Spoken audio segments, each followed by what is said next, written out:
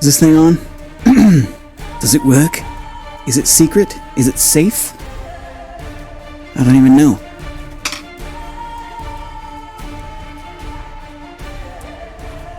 Okay. Hi, everybody.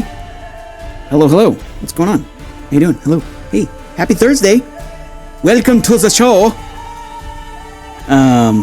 Welcome to some crazy Witcher musicians screaming over my voice. That's cool.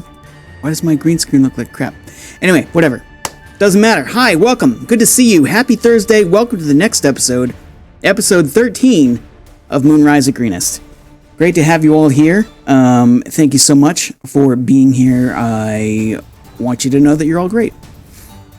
Couple things that we have to go over, like we always do, every single time. Destiny points are a thing. We're going to talk about that, but before we do that, we're going to talk about sound effects and things like that. So normally I have sound effects on the channel. I have those disabled to sort of foster a more immersive atmosphere. So it's better to, in my opinion, it's better to have a better, you can, oh my god, you can have a better viewing experience if you're not interrupted by, like, you know, sounds of people just telling me that I'm shameful and things like that. Shame, you know, that kind of deal. So all those sound effects should be off. If they're not, then, well, then I fucked up. Let's see. Thank you very much, Creeps, for that notification there. Next thing is Destiny points. Destiny points are super cool. Basically, for every 1,500 bits that we receive during the show, the players will get a Destiny point. What are Destiny points good for? Well, they're good for a lot of different things. The most simple of which is to do a reroll during a critical moment or something really important. But also, you can use the players can use them for out of the box sort of effects, right? Just to sort of enhance a situation or not quite guarantee success in what they're doing, but, you know, just sort of exert their influence on the world. And that influence is provided by you, the viewers. Anyway, yeah, so I'm lame. So cool. Yeah, thank you for being here. We run these shows bi-weekly. So in 2 weeks we'll have another one. Hopefully, if everything goes well. Cool. I think that's about it. Let's jump over to the part where we can talk to our players. Give me 1 second here. We're coming in just a second here. Bum, bum, bum, bum, bum, bum, bum. Hi, players. Hello. I like it when everyone silently waves. Hi. Cool. So welcome everybody. Good to see you all here today. We're gonna do what we usually do. We're gonna do a little roundabout, a little talkie about who we are and what we do, and maybe give a brief description of your characters. Player One ATX has a really great, like, almost full-on commercial for Beacon. It's pretty great, but we'll start with him second. First, we're gonna go with Arathis this time, just to make sure he's paying attention. Yes, paying attention. Oh, okay, cool. Cool. Go ahead, dude. Do your thing. All right. Good evening, everybody. Thank you for joining us. I'm Big Kahuna 0275, and I will be playing Arathis, the young and very depressed drow gloomstalker who is fairly dedicated to his family and very protective of them and loves them very much and will do anything he possibly can to protect them. So that's my thing. Well, if that's your thing, and I'm going second, then my thing is, hi, I'm Player One ATX. I am playing Beacon, a Sun Elf Warlock, probably the nicest and most cheery Warlock you'll ever meet. In direct contrast to my brother Arathis here. I'm very not Jerry, and warlocks usually have like dark clothes and grouse and read books all the time. Well, I read books all the time, but I'm very happy and smiley, and I just want my friends and my family here to be okay. And I am totally a normal humanoid sun elf with no weird tendencies towards any sort of supernatural creature or anything like that at all. None. Well, it's good. That's good. I don't know why that would ever be a thing to worry about, but I'm glad you explained it so thoroughly. Yes, it's very important. All right, great. We're going to go with Nixie next. Oh my gosh, and you're going to hear a phone ring in the background. Hello? Hello? Okay. I am Nixie. Oh my goodness, now I'm just thrown off. Nixie is a forest gnome. She's got Roto, with her always is Roto, her ferret, and she loves potatoes and walks on the beach, maybe. And she loves her family, and and it's 2.5 feet tall. That half feet tall is really good. And hopefully we'll find a great place with potatoes and cider today. That would be lovely. Okay. And I think that's it. Awesome. Sounds good. All right, Marcus, you're next. Hey there, can you guys hear me? Only barely.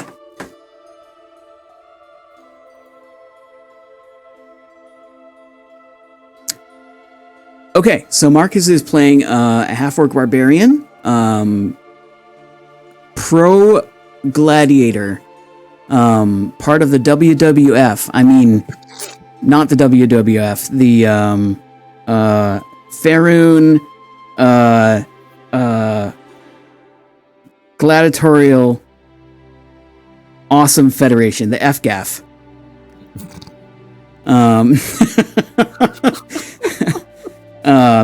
Tucker is also a streamer here on Twitch, gearing up for the Puppy Bowl, which is coming up very soon. I'm not sure the date on that. I really wasn't prepared to do this part, but here we're trying to do it. So yeah, that's a good thing. Her name is Tucker Krat on Twitch. Definitely go check her out. The link is in chat. Cool. I think I fixed it. Did I fix it? Sounds like you fixed it. Oh, good. Just in time for you to say everything I was gonna say anyways. But Say it anyway. Oh, hi. I'm Tucker Krat. I stream on Twitch, and I talk about dogs a lot. And the Puppy Bowl is February 13th. Come watch. And every Wednesday, I will be doing a Puppy Bowl hype party, 7 p.m. Eastern Standard Time, where we play Jackbox and talk more about dogs. And I make Puppy Bowl cards. There are dogs growling underneath me. I can't tell if you can hear that. only barely, and that's okay. Okay, great. Did I write a recap? I was so distracted today, everyone. I had problems. Let's see. I wrote a very small one. Okay, so the last session there was a harrowing encounter with the Banshee. It went just fine. No one died. Everyone's okay. Right? Sorta. Okay. Yeah, everyone's fine. Eventually they made their way to Baragost on their way to Baldur's Gate. While there, Marcus found a fighting pit, a turtle named Vigo, and there was some fighting and a very slow-talking NPC that I had a difficult time playing. And Can you remind me what he sounds like? Nope.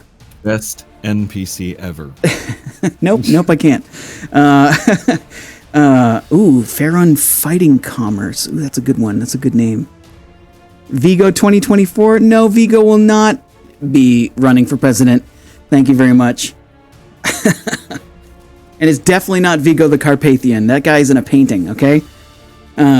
Cool. So, basically, the premise of this whole thing so far is that they're looking for a shard of the Mirror of Saloon, or the Moon Mirror, as it's sometimes called.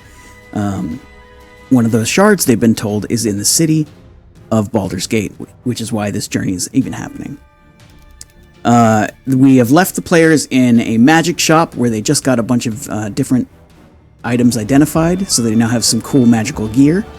And that's where we're going to start. So I think they just wrapped up in the magic shop, and we're going to proceed from there. Okay, let's do this. Okay, you are at the magic shop. You've had your things identified. The rest of the day and the city lies before you. What do you want to do? I am hungry. Do you think we can get some potatoes? I could go for some potatoes.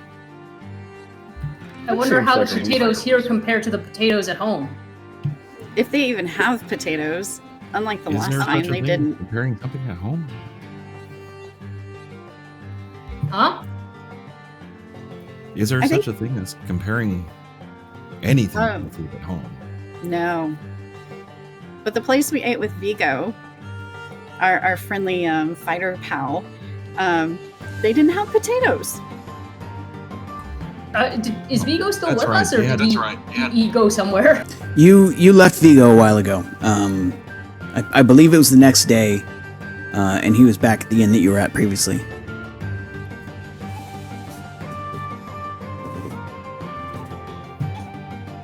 Yeah, all they had was fish. This is a port town, so it makes sense. Marcus is gonna pop his head back into the magic shop and say, Pardon me, do you know any restaurants around here that serve potatoes? Potatoes specifically. The man inside the magic shop says, "Not that I can think of." But then I don't Really go to those surprised places the very doesn't often. have fish and chips. I'm sorry, what? Fish and chips? Well, fish, yes. Chips, probably not so much, because those are made of potatoes. I'm sorry. Delicious combination. It's okay. Where would you recommend that we go? We're very new to the city. We just came in last night. Well, are you looking for an inn or are you looking for a restaurant? A restaurant. A restaurant, let's see.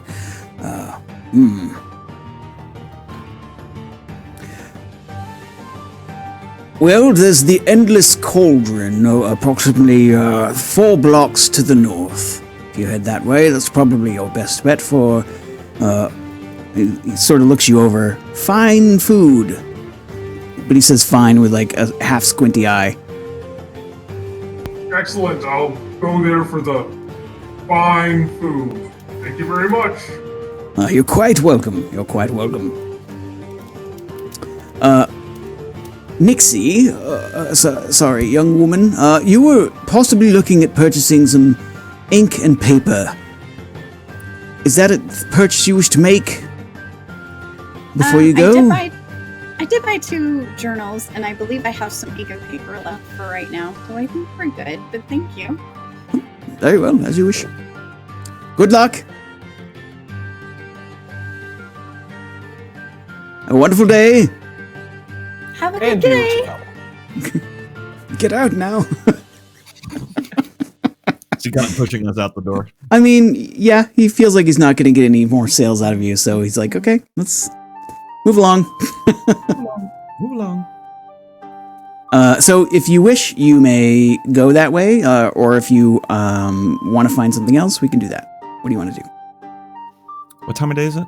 It's probably midday at this point. The city's fairly bustling. Or the town is fairly bustling. It's not a city like Baldur's Gate. Okay. Did we plan on staying, or are we heading out today? Was I there- don't I mean, know. I'm torn. I'm torn. I could do another round of fighting, but if we don't have any business here, it might be a waste of time. Beacon, Mixie, did you have business here? No? I can't say that I do. Unless Marcus wants a rematch. Ooh, yeah. I mean, I'm kind of like, I'm torn because I haven't gladiated in a while, but also I'm excited to see the sights of Baldur's Gate. And it's very possible that there will be gladiating to be done in Baldur's Gate. I mean, the shard that we're looking for is in the hands of some champion. That's true. You know what? Should we just set out now, and before we go, talk to our beloved friend Vigo, who we adore listening to so much? You know, he might know stuff about the gladiators in Baldur's Gate. That's a great idea. Let's go find him. I agree. Let's do that. I loved him so much. He was great. It is worth considering that Vigo does have a great many siblings to tend to and take care of. He may not have time for us before we can go to Baldur's Gate. We should still try. I tried. Okay.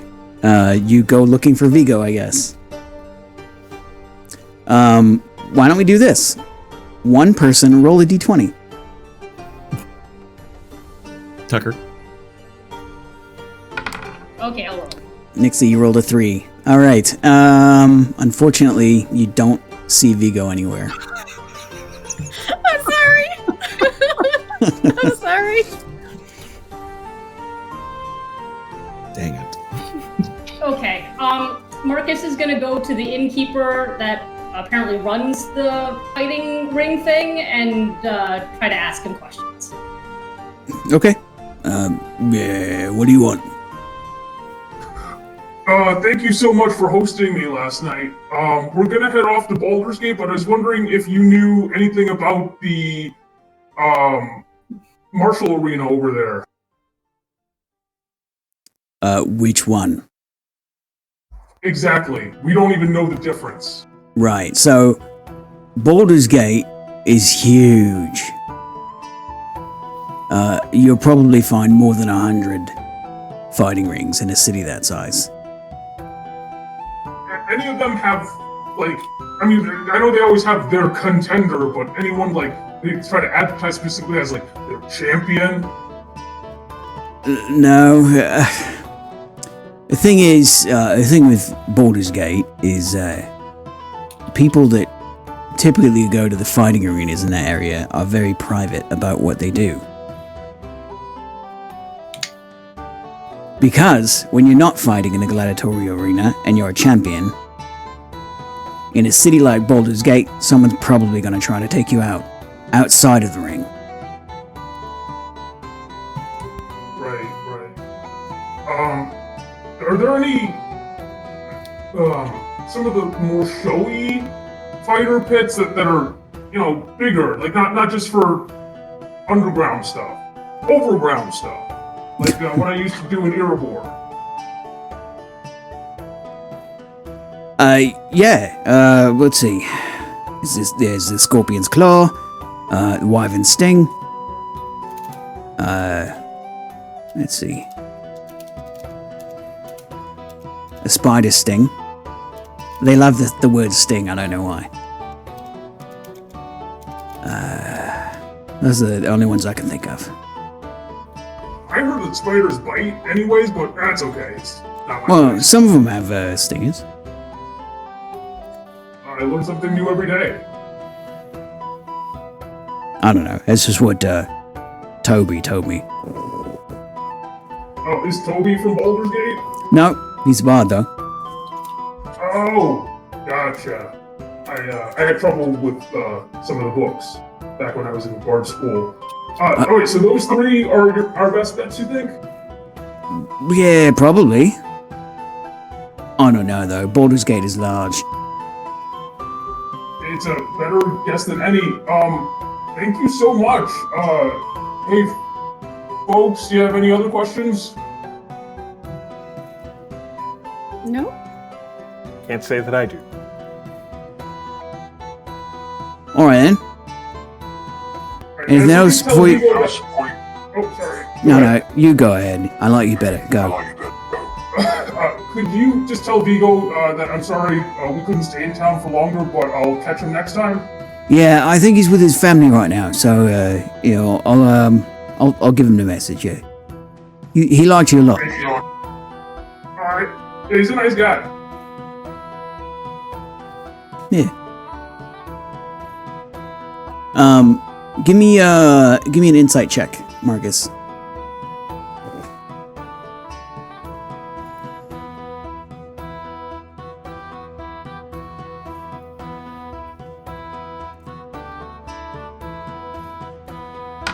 That is an 11. That is an 11. Okay, you... based on the way he's like...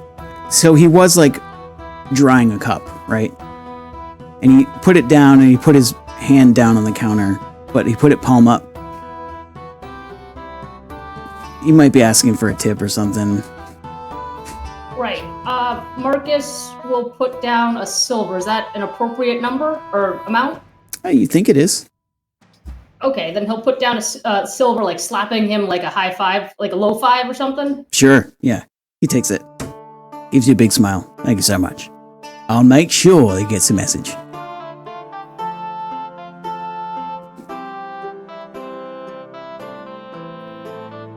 Is there anything else? We got some stew left over from last night if you want it.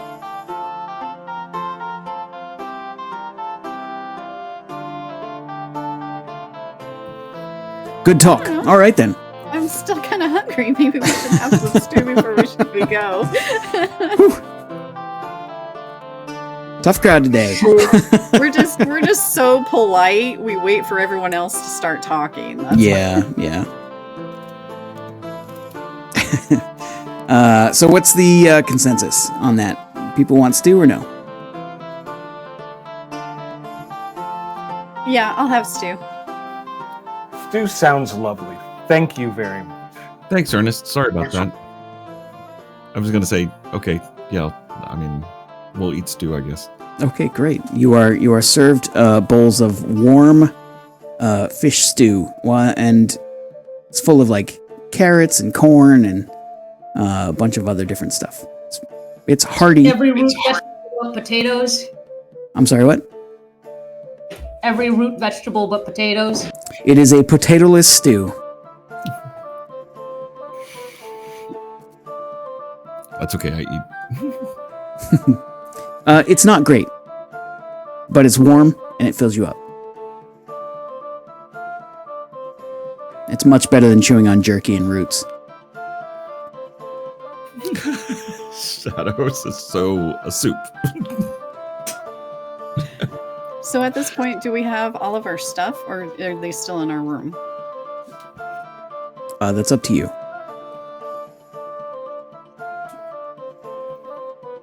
I'm ready to go, so I mean it doesn't matter. I'm travel ready anytime. All right, let's go. Sounds good. All right, if you have all your stuff and you're good to go, you can just leave town if you'd like. Yeah. And so you do. All right, the midday sun is high in the sky. It is, it's a little cloudy out there. The wind is blowing across the plains. Let me get you to the map so you can see what's going on. Beep, boop, boop. Los Swordcostos. I can't speak Spanish. I'm sorry. Que lástima. Take What? a long walk on the beach. Yay. Just what you wanted. I know. Come on, map.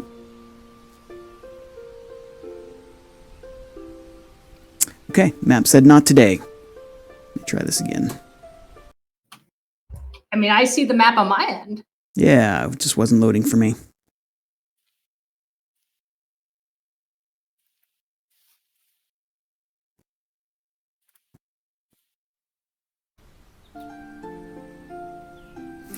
Okay then. Oh, there it is. Good.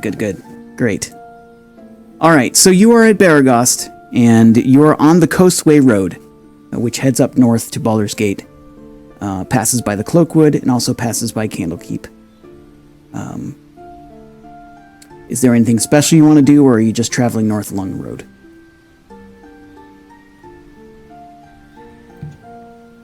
just traveling north along the road. Yeah, Nixie kind of looks over to Candlekeep, and then she thinks about her journals, thinking she really needs to start writing in them about their, I don't know, going through Snakewood Forest and all that stuff. Maybe they'd accept that as a book, but she knows it'll take a while, so she'll have to make time. Mm-hmm. So you look over in the direction of Candlekeep. It is like 58 miles away, so you can't see it. But okay, yeah, you know which direction it's in. And you are staring off a little bit wistfully that way. But you end up traveling north.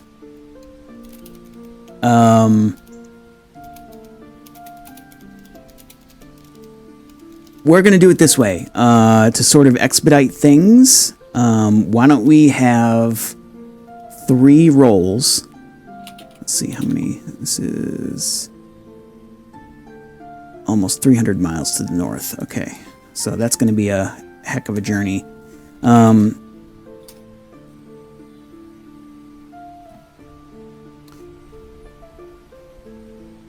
That's probably going to be about 2 weeks of travel, I think.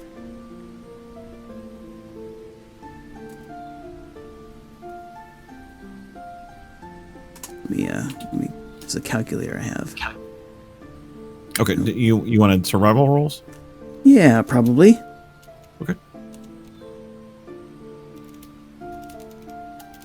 Look, according to Baldur's Gate 1, it should only take me 2 days worth of hours to do it. No. It's going to be 13 days, 3 hours. So, about 2 weeks. That video game lied to me.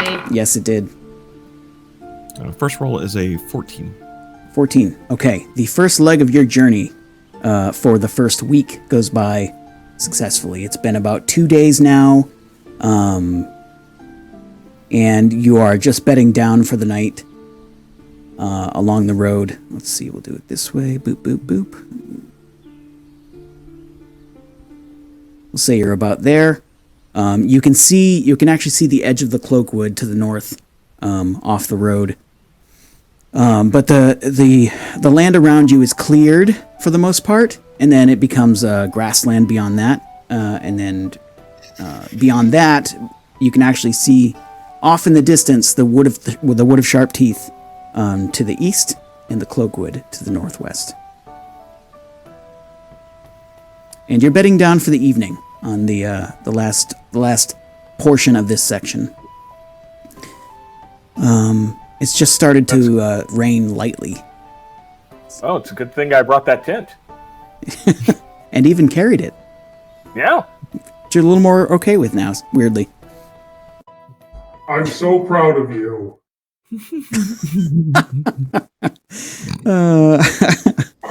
I will now set up this tent that I've been carrying the entire time. Oh, so weary. All right. Is there anything special you'd like to do in the evening? That's your burden. Yeah. I'll set watches, I guess. Okay. I'll take first watch. Okay. Before watches, I want Nixie to fess up to something. So she's pacing back and forth, and Roto is on 2 feet, pacing back and forth with her with a furrowed brow, just going back and forth and back and forth. And she's just really nervous. Yeah, you can see Roto's little arms are crossed. Doing an almost perfect mimic of Nixie's pacing back and forth. And Nixie looks a little worried, a little concerned. Somebody check your boots for fish guts. And she's like, oh, no. Not fish guts. No. Something worse? Are you upset because Roto's upset? No, I think Roto's upset because I'm upset. I'm not really upset. That makes a lot more sense. I'm a little worried. I'm worried about what you all think about me, and I should probably confess something before we go any further. I was never going to bring this up, but Zane, seeing him again, kind of sort of brought it up. I should probably start at the beginning. Okay. Oh man. Well, this doesn't sound ominous. Oh, I'm sure it'll be fine. So Who's Zane again? So Marcus went gladiating, and I was bored because you all were off doing your book things and hunting things and stuff, and I don't know. I came across a guy who was like hiding on the road, and he was very charming. And if you can't guess, it was Zane, and he was very convincing that these people traveling by had something that was stolen from someone he knew, and if he didn't get it back, they would knock him off. And I wanted to help him, and they were traveling to Greenest. So I fully admit I was naive. There's a little part of something that anyway, moving on. So I helped him. He's the one that taught me how to pick locks and do a little bit of forging, but I wasn't really totally into that, but picking locks was fun. But he talked me into switching out the map the guy was carrying, which was supposedly the Darva Scarheart, the Queen of the Green Fields. She was a pirate, and she was she formed Greenest, and she didn't get much loot, but supposedly there's a treasure. But he wanted me to help him switch out this map, so I did, and trying to make the story short. And he gave me something along with it to leave on the desk. And the guy's name was Bjorn. And gosh, I feel like I'm talking 20 miles an hour. But the short of it is, I got him kicked out of Greenest. When I went to see what had happened, his whole party was getting kicked out, and he blames me because he found my barrette on the floor. And I went to confront Zane, and he was gone. So, and I had given him the map. And yeah, I didn't tell Whitehill because the book was from Whitehill, and oh my gosh, it's just, I feel so bad. I got someone kicked out of Greenest, but I didn't want to disappoint anyone, and I was afraid I would get kicked out of the monastery if they found out, or who knows. But just in case we run into anyone like Bjorn or somebody at Baldur's Gate or Zane, I just thought I'd let you guys know what happened. Well, thank you for telling us. I mean, I understand that you wanted to help your friend. I'm sorry that it ended up that way. He was just very, I don't know if he was manipulative and just knew he could use me, and man, he was flirting with every waitress, and oh my gosh, just it was hard. So we need to kill him. Wait, are we talking about that guy that met us outside of Greenest when we were trying to go home and we were exhausted? Yeah, Yes. The one with the garish hat. Oh, I knew I should have beaten him up. I just didn't want to get into it. I was a little scared and I didn't know what to say. I just had to warn you that he was a thief, but I don't know. I don't know how he got the governor's book, and it was just trade stuff, but got the guy in trouble, and I just feel bad. You feel bad that you got him in trouble, or you feel bad that you feel that he used you?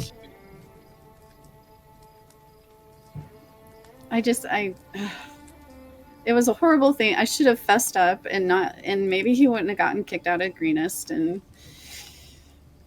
I don't know. It was a while ago. I was young and naive. Yeah.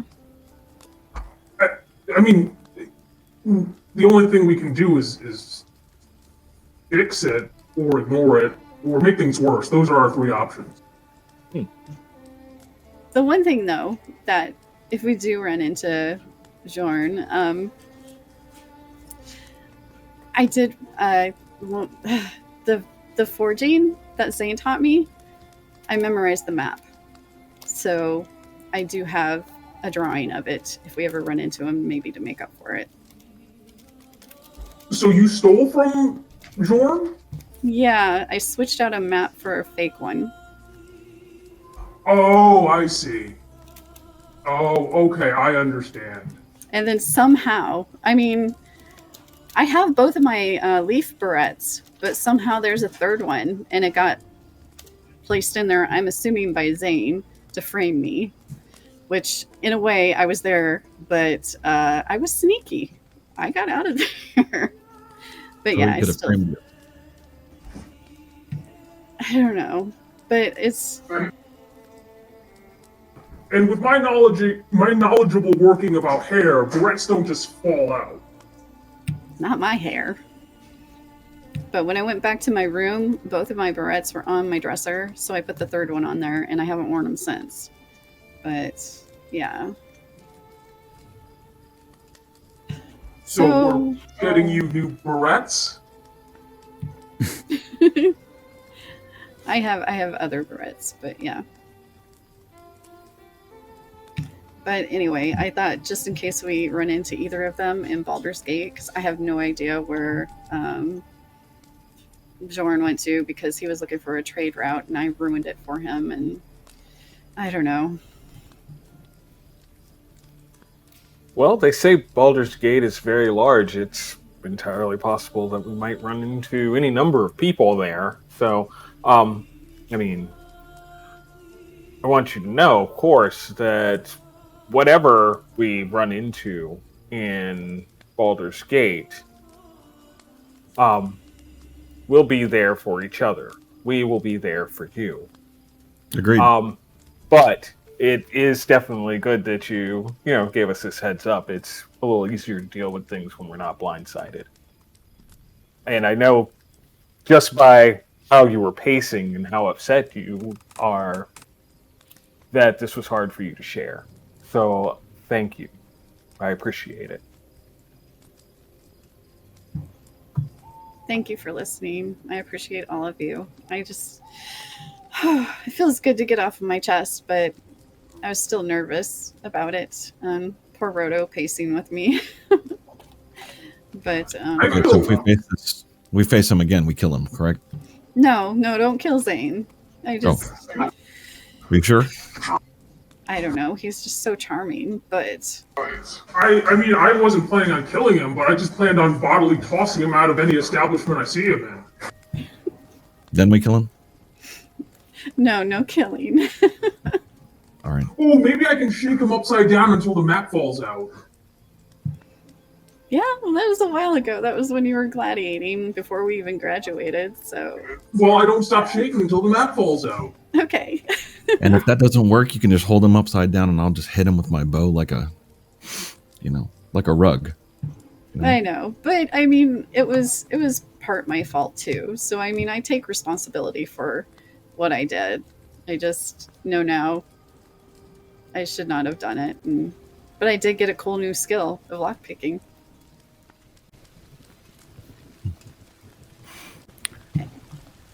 Well, he didn't look too scary.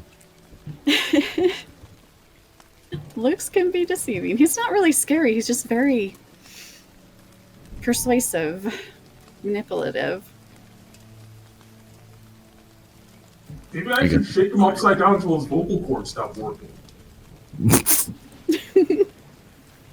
He's not as good as a bard as you, Marcus. So I chuckle at this and kind of walk off. I mean, I'm not a bard. I never got my certificate of bardism. You're still better. All right, and on that note, I'm going to sleep. Marcus gives everyone a hug and then goes inside his tent. Aw, you guys are so wholesome. That's right. I'm just kidding. It's great. Okay, who's taking first watch? I am taking first watch. All right, you are taking first watch. Everyone else beds down. It's a lovely, warm, rainy night. It's the kind of light rain where you can actually sit out in it and it feels good.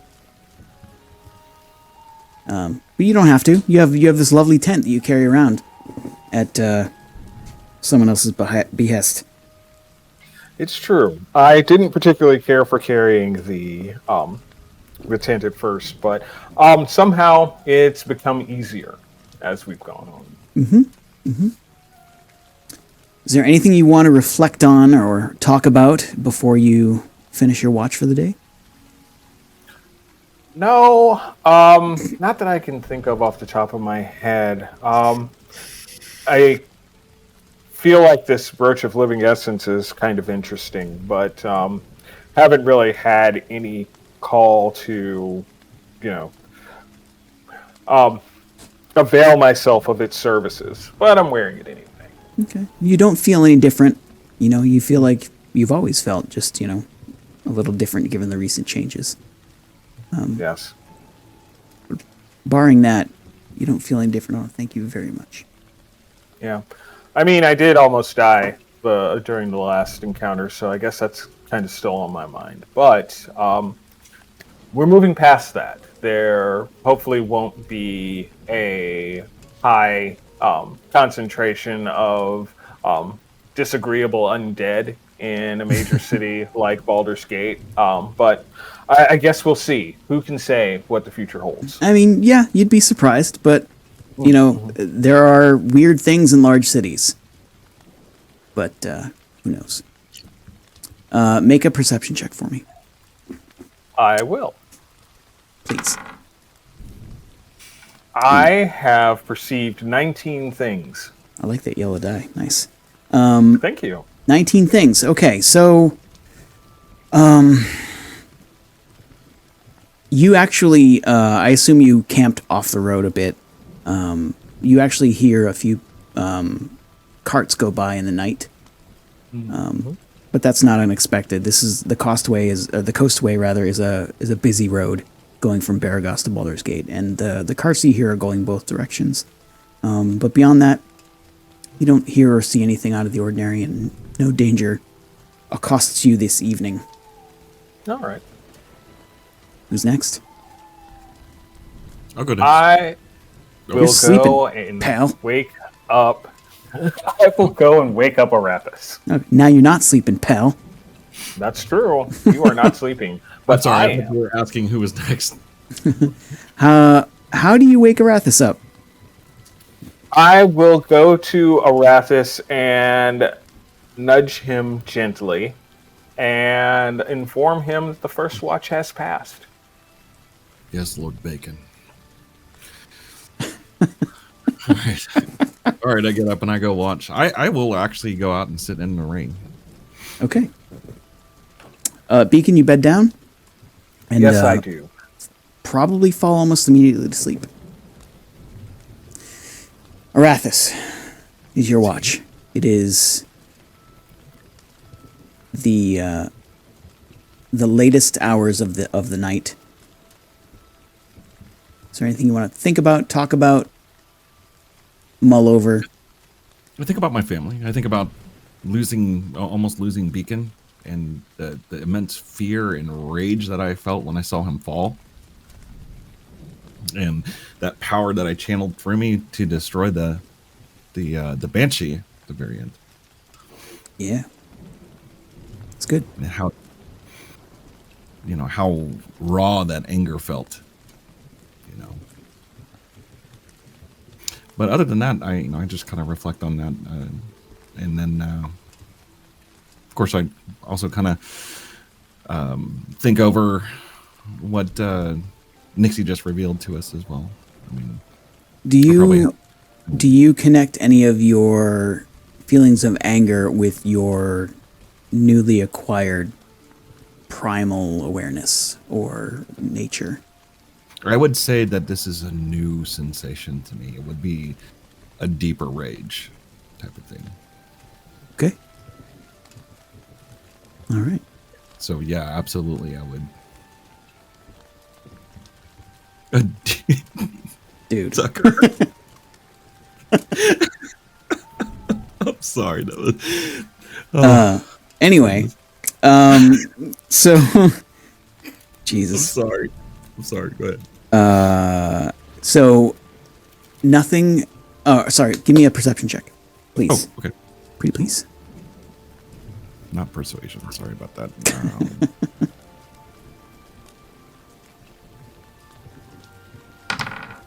I have perceived 10 things.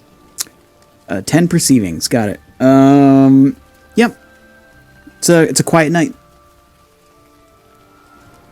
It's the soft rain sort of dulls most of the night sounds that you would normally hear.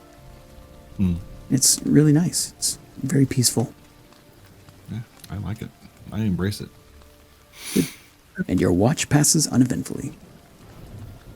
All right, I'll wake up Marcus.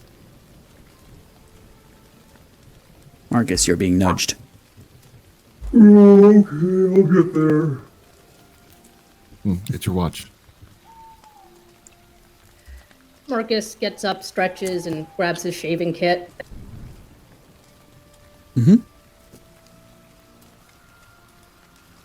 He'll start cleaning his hatchets, which he uses to cut his hair on the clean rainwater, and kind of like literally looks out while he starts setting up his routine with like 2 mirrors so he can like see the back of his head.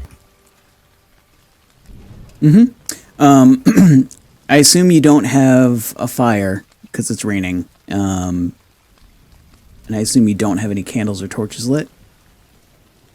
You have dark vision, so you can see, but like it's all grayscale, so Right, I can't imagine that helps the mirror stuff. not so much.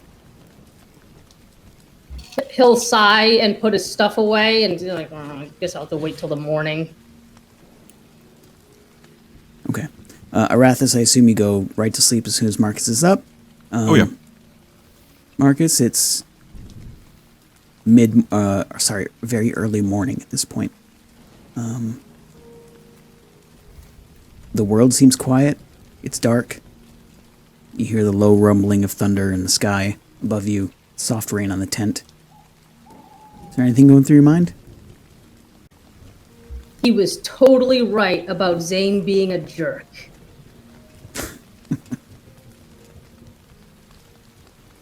I mean, other than that, like in his general, like he's got like a little bit of anxiety over the fact that there are people that are mad at his sister and justifiably mad at her. And like fixing that is a lot harder if they do run into them, and like maybe they won't run into them. Baldur's Gate is huge. They might not notice her if they're even in Baldur's Gate. And plus Baldur's Gate. Baldur's Gate is really cool. Baldur's Gate has been talked about 100 times. How many times can he say Baldur's Gate? Probably at least one more. Baldur's Gate. Baldur's Gate Yeah, is there where it is. the wrestling is at. I mean, the gladiating is at. Yeah. So Baldur's Gate is very far from where you were. You've been on this journey for weeks now. And you would think that Zane probably isn't there, but who knows? Oh, I'm talking move. about well, no, the people who are justifiably mad is Bjorn or whoever. Mm-hmm. And we don't know where they are. That's true. That's very true. The world is a moving place. You think on that for a while. Can you give me a perception check, please?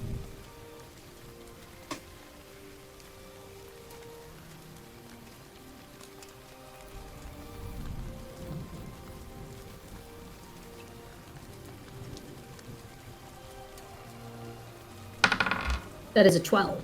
That is a 12. You think you hear, like maybe a cart on the road and some horses, but nothing out of the ordinary. You're close to the coastway. There's a lot of traffic here, even in the middle of the night. So nothing dangerous pops up. And your watch passes by uneventfully. Is it still raining? It is. He won't wake anyone up. It's wet out. Why bother? He'll just try to get started with his routine once there's enough light out. Okay. Yeah, you wait another hour or two, and the sun starts to peek over the wood of sharp teeth to the east. There's now some light. You can take care of things if you need to. And you do. And then it becomes probably time to wake everyone up and move on.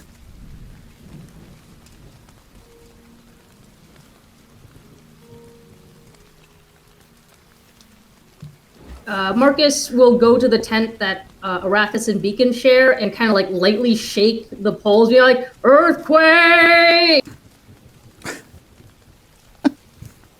Okay, you all, you two hear that.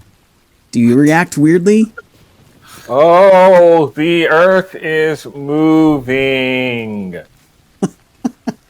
Pretty sure I would have felt that before we. We should probably wake up. Why are you talking like that? What's wrong with you? Because it's an earthquake. You've been drinking Didn't again? you just hear? You've been drinking again. Damn it. Beacon! It's too early for that.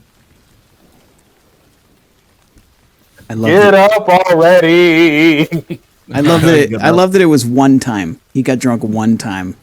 once ever. I get up and walk out of the tent. If I see Marcus and Nixie, and I'm like,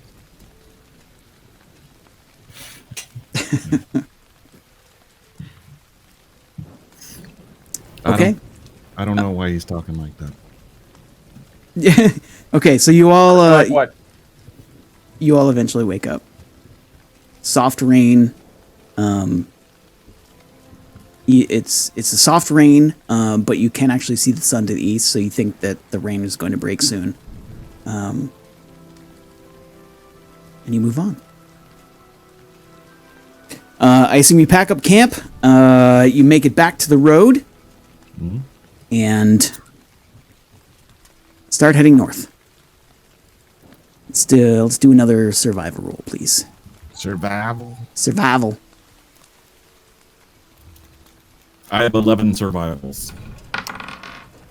Pretty much what you got last time, right? Okay. All right, so you move north for a few days. You think you're about probably halfway there.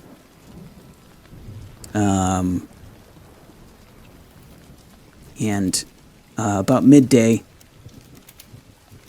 you see a man on the road in front of you in plate armor with sword and shield. And on his chest plate is a fist, a closed fist, wreathed in flame. Tempest? Torm. I mean, would I know these at all? You can either make a history or a religion check. Either one is terrible. I will make a. Let's see. You have no idea, Make a history Arathis. check. I'm going to make a history check to see if I know what that symbol is. Are you? I don't know what that symbol is. Is that a symbol? So, is that a shield? I think there's a guy around here somewhere. For the chat, Arathis rolled an 8 on his history check. Beacon rolled a natural 1, which gives him a total of 5. Marcus rolled A 16. A A natural 16. 7 with a -1 bonus. Marcus, you actually recognize that symbol as the symbol of the Flaming Fists, which is a mercenary company that works out of Baldur's Gate. You've actually heard of them as basically the main sort of police force that Baldur's Gate uses.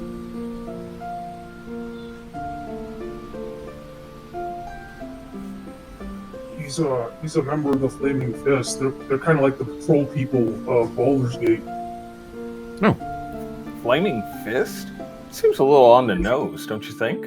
I mean, I think their designer was told what they're going for and then did it. Well, can't argue with results. Is he approaching, or is he just? He's currently standing there and sees you all approaching on the road. He's probably a couple 100 feet off. Okay. Go ahead, Beacon. You talk to the nice officer. We get like 20 feet. I'll hold my hands up. So before you get that close, he says, "Halt!" Okay. Absolutely. Hello, sir. You may take my hands away from my How are weapon. you this fine day?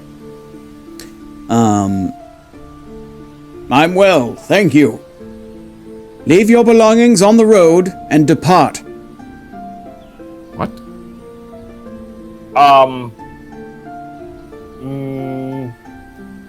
Sir, we were hoping to visit Baldur's Gate. Is there any chance that we might be able to do that? This road is closed I by see. order of the King of Baldur's Gate. Well, Is it And king? His Majesty's name is. The King of Baldur's Gate. Right. I understand. Is there a king of Baldur's Gate? Make a history check. I was asking Beacon. Oh, okay. Well, I mean, you're thinking about it. Let's see how it goes. A 13. I got a 16 this time. A 13 and a 16. So both of you know, you're thinking about it, you're like, there's no King of Baldur's Gate. It's ruled by a council. It's very close to like an actual democracy. Okay. So I'm going to lean over towards Arathis and ask him, Arathis, do you think there's another road we could use to get into Baldur's Gate? You know, quietly, so that we're not, involving this nice flaming fist gentleman in our conversation. Enough whispering, you've been given an order. Wait, before that, Marcus rolled a 10 for intimidation because he already knew the dude was lying with the not being able to give the name of the king. Okay, how are you trying to intimidate him? I have high suspicions that you have any orders from a king that you can't name. And he just stands up very straight, because he's incredibly tall and most people usually get scared by the uniform of the Flaming Fist. So I'm imagining this faker doesn't really have to try, usually. Okay, give me just a sec here. Since things seem to be getting a little tense, why don't we... I have a tent. We have two. You guys... Oh, fuck, where did I put it?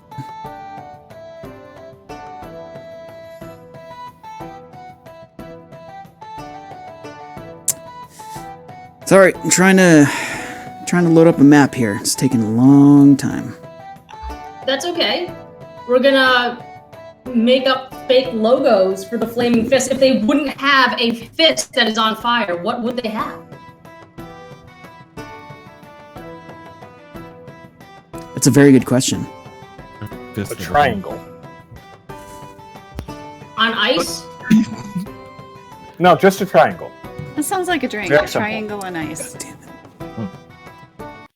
Sounds like a what now? A drink. Triangle on ice. Shaken, not stirred. It would Hello? have 3 different parts to it, all equal. Equilateral triangle on ice. Hey, Rach. Yo, what's up? I sniff the air. See if I can scent anybody else around him other than him. Make a perception check. With advantage. Ooh, nice catch. 23.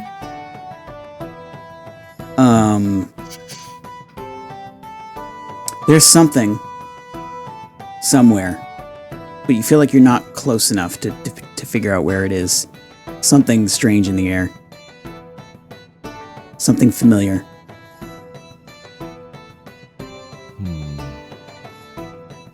Do I have a direction of a general direction?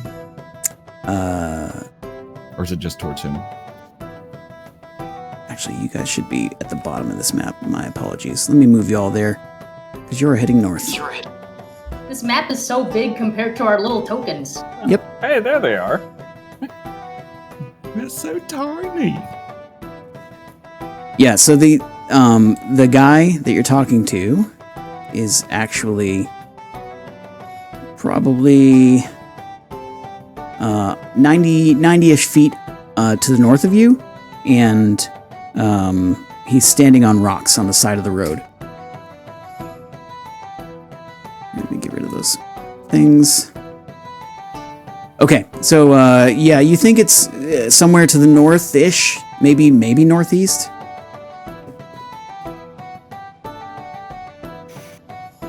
Can you describe the smell to me? What it would be like? Let's see. Sweat. Like a man bush. Like a man bush? An ambush. Oh, an ambush. That's very different. I'm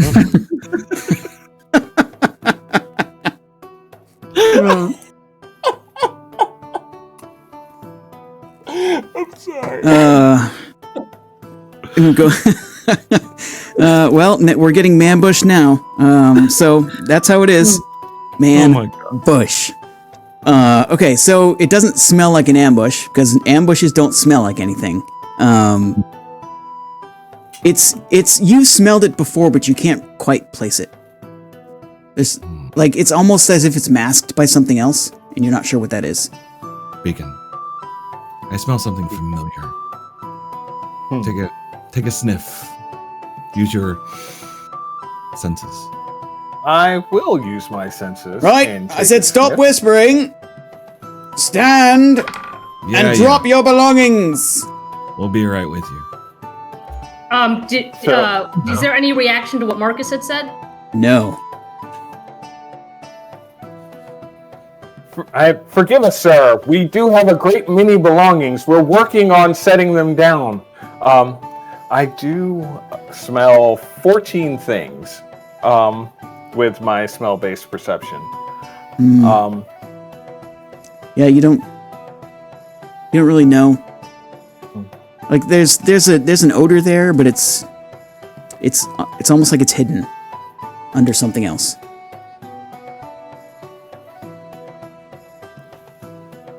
Yeah, I can't quite place it. I imagine that we should. For clarification, are we to leave our things here and then leave without them, or because if we set our things down, then we're kind of tied to this spot. Yes, It's the hard idea for- is that you will not have them anymore. Leave your items on the road and your money. They mean the road. We, especially if we're not going to go to Baldur's Gate where we could acquire more things, which of course we would need that money for, we would have a hard time parting with our things. If we go that way, we can't get more things. We would need to take these things with us. I hope you all understand. As a friendly... Hey, What? hey, dumbass! In case you were confused by the words he says you suck at being a bandit. That's gonna suck. Well, that's just rude. All right, then. Wouldn't have put it that way at all. And as You're doing your best. as Marcus speaks up, and then the man replies, he says, "Lug, get him!" And from the east, a boulder comes flying out from behind some rocks at I want Marcus. everybody to scatter.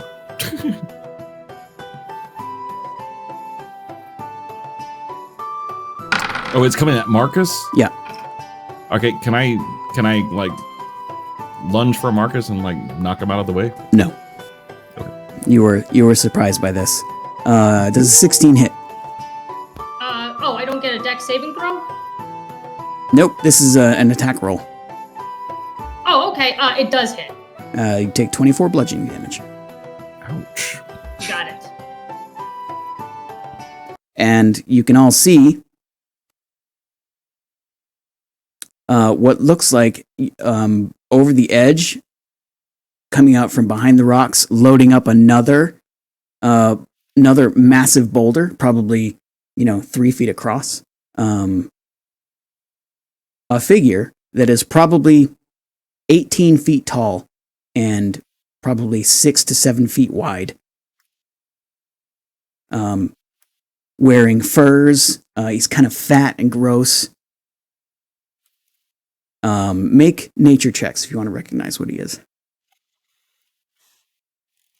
All right. I'm totally natural, as we discussed earlier. 19. Mm-hmm. 17. 7. 14. Okay, Marcus, Beacon, and Arathis, you've all heard tales of hill giants. This looks to be a prime example of one of those. Oh. And we're going to roll for initiative now. Indeed. I don't imagine I have any time to ask my patron for any sort of protection for my 3 friends before we roll for initiative, do I? No, unfortunately. Okay, fair enough. Where's the thing to... I'm going to get you that in a moment. Okay. Should be there, I think. Nope, it's not. Sorry, my bad. It's a new system. I'm not used to using it yet. There. Roll to join the fray. Oh, that's I'm doing weird. it. I am 14 initiative. 17. Great. 22.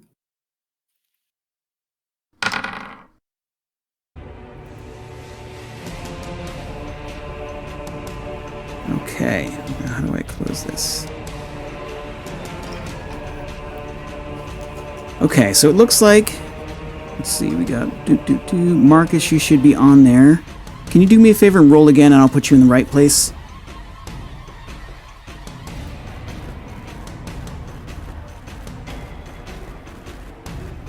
There you are. Does that work? You originally rolled a 17, right?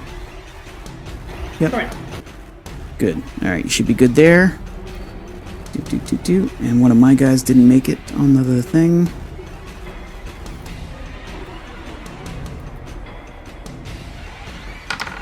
There he is, I think.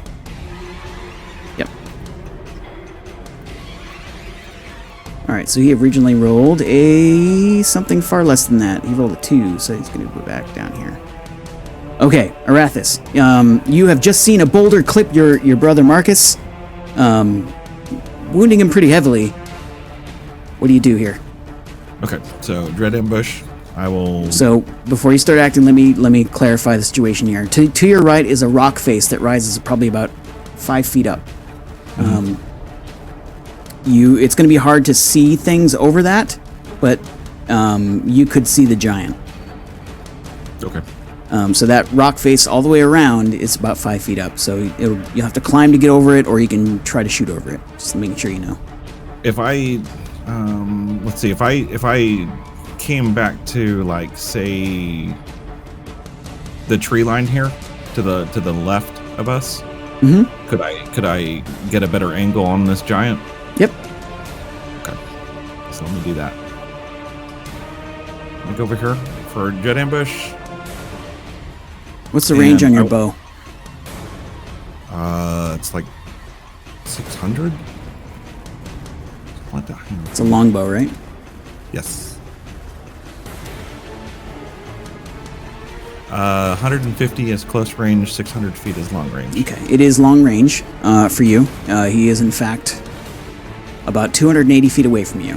So you'll be at disadvantage to hit.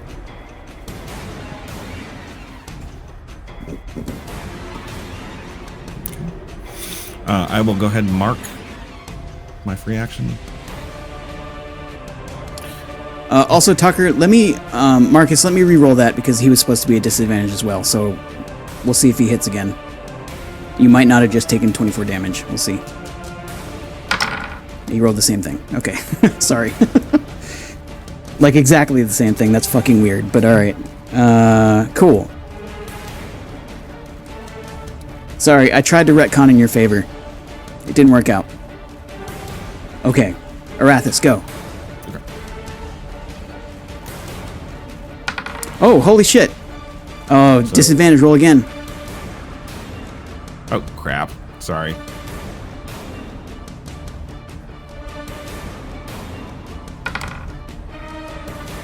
That is really unfortunate. But you do hit. You want me to go ahead and roll the second attack as well? Well, you need to roll damage. Okay. So we'll do you could do me a favor, roll them all at the same time. Yeah, I'm working on it. Nice, 10 damage. Okay.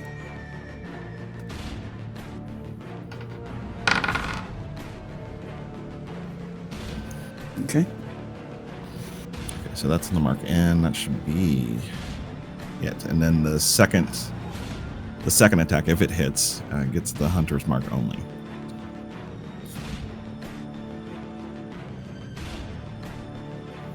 Okay, so hang on for me just a second.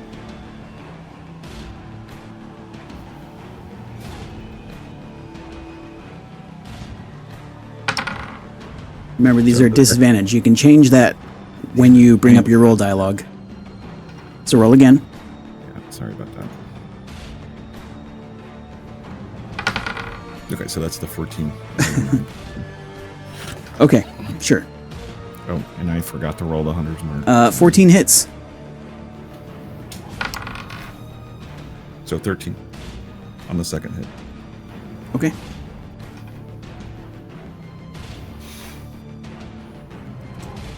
Oh, and so I can move. Well, I already moved, didn't I? So you can still move. You only moved like 20 feet. What was it? 5, 10, 15? 30, yeah, 20 feet. So can I, if I move up to the rock face here back to the east, that means pretty much he can't see me. So where were you before? I was right here. You were right next to Marcus, right? Next to Marcus. Right. Yeah, so that's 5, 10, 15, 20. You only have 10 feet of movement left. Okay. Tell you what, I think you have 20 because of Dread Ambush. I only move 30 feet, so it's actually should be 60.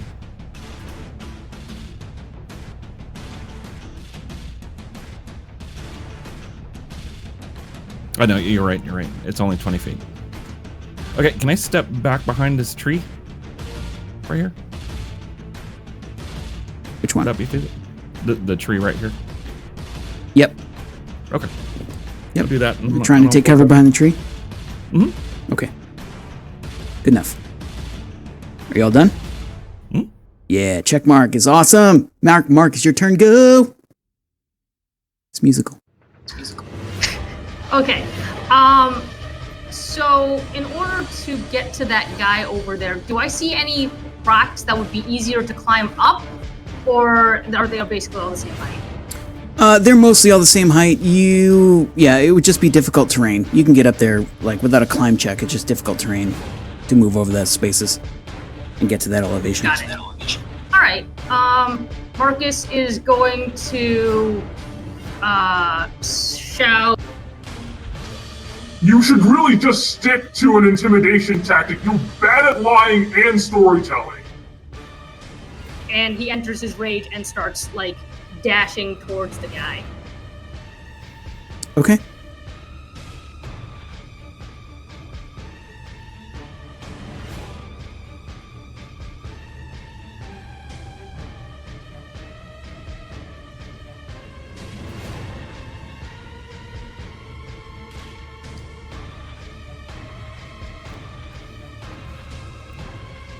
Anything else? Nope, just hit the check mark. Okay. Beacon, your turn. All right. Everybody is running every which way, and I don't know if I'll be able to hit everybody, but I am going to move 30 feet. And I am going to ask my patron to guide us and protect us in this fight, because it's just not right for people to rob you on the highway and throw boulders at you. It's just uncouth. That's good reasoning. I like that. So I bless up the 3 creatures of my choice within range, 30 feet. So let's see. Rathis is out of range, but Marcus is in range and Nixie is in range. So I guess the 3 of us will get blessed. And whenever a target makes an attack roll or saving roll before the spell ends, the target can roll a d4 and add the number rolled to the attack roll or saving throw. Right. So everybody except the Rathis, sorry dude, gets an extra d4 on their attack / check rolls. And that is my turn. That's all I'm going to be able to do. And oh hey, there's a check mark. I'm done. You're the best at checking your marks. Nixie, it's your turn. Okay, so Nixie is going to put the creatures at disadvantage by casting Blur. For the duration, any creature has a disadvantage on attack rolls against you. Awesome. That's a great spell. I love that one. All right, so you're going to have to remind me that, because I will probably forget, because I'm an old man. Okay. And then I think I'm going to... Where's Arathis? Arathis went off to the wood line to the west. I think I'll move between Beacon and Arathis. Okay. So, tactically, I think it would be your best move to move close to the wall, because that would make it very hard for the giant to hit you. Oh, right. Unless you have a reason to be between the two, and that's fine. I just want to make sure you knew that that was a thing. Because you're very small, and you get a lot of cover from that wall.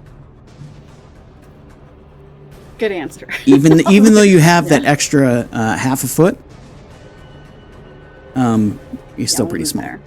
Okay. I was thinking of firebolting the other guy. I totally forgot about the giant. So, I'm old too. Fair enough. Are you all set? Yep, we're set. You are. Great. All right, so the giant is going to move. Carrying a few rocks. Yeah, you can actually see he has rocks in a satchel on his back.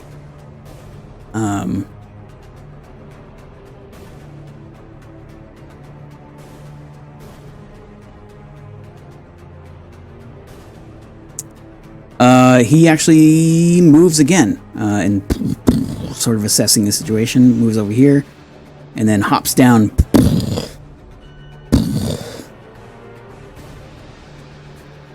And that's all he does. So, just out of curiosity, what does that do for his visibility? Us folk that are over here on the side. Yep, you folk that are over there on the side, you actually you can see his... he's so tall, you can see bits of him, but he's got a lot of cover there. As do you, though.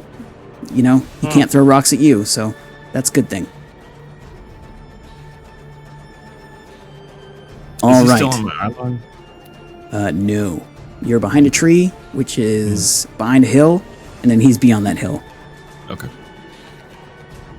Okay, but you know where he is, because Hunter's Mark is cool. Mm-hmm. Let's see. This guy.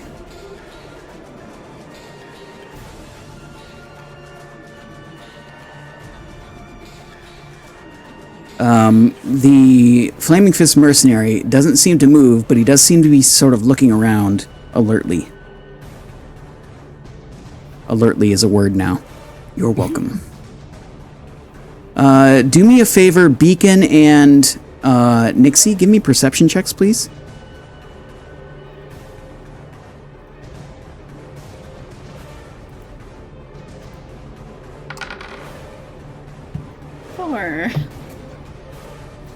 Ooh, I only got an 8. Okay, give me 1 sec. But actually, we got blessed. Let me read that again, because does that account for perception as well? What is it for? Attack rolls and ability checks? Or saving throws? Believe so. Yeah, attack rolls and... curses. Why can't I find it again? Here we go. Thought it was attacks and roll saves. Saving throw. Okay, Yeah. so not perception. All right, just checking.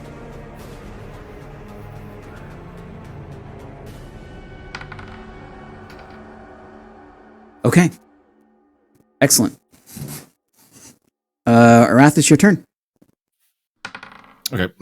So since I lost my target behind the hill, do I have eyesight on this this mercenary? You can see him. Yep. He's just sort of looking around, like chest puffed out.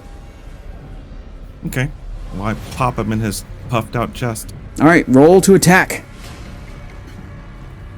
All right. 17. Also, give me an intelligence saving throw.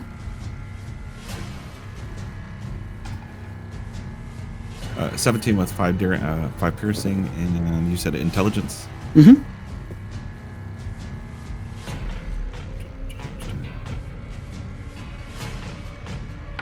An 8. Okay. Yeah, it looks like the dude takes the arrow. Ugh! He even makes a sound like, "Oh, that's just rude."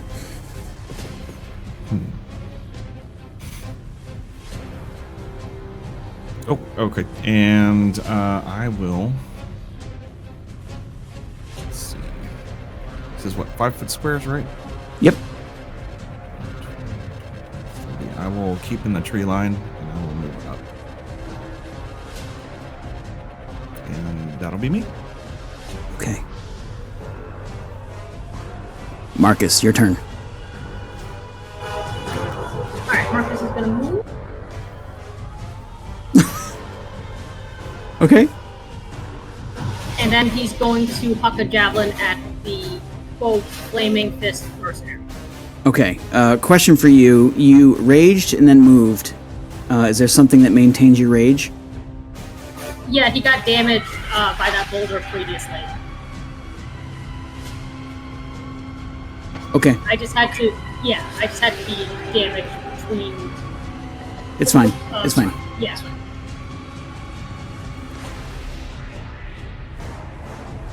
Okay, great. And So you don't move forget- and you chuck a javelin. Make it Don't so forget your number extra one. D4. Yep. Don't need it. That hits. Awesome. Also, please make an intelligence saving throw.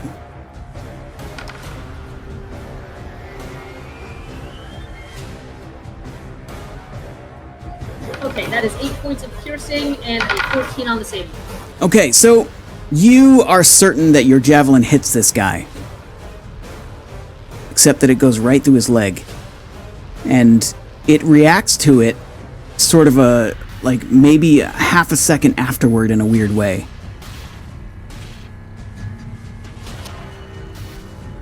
Would Marcus know that this is an illusion?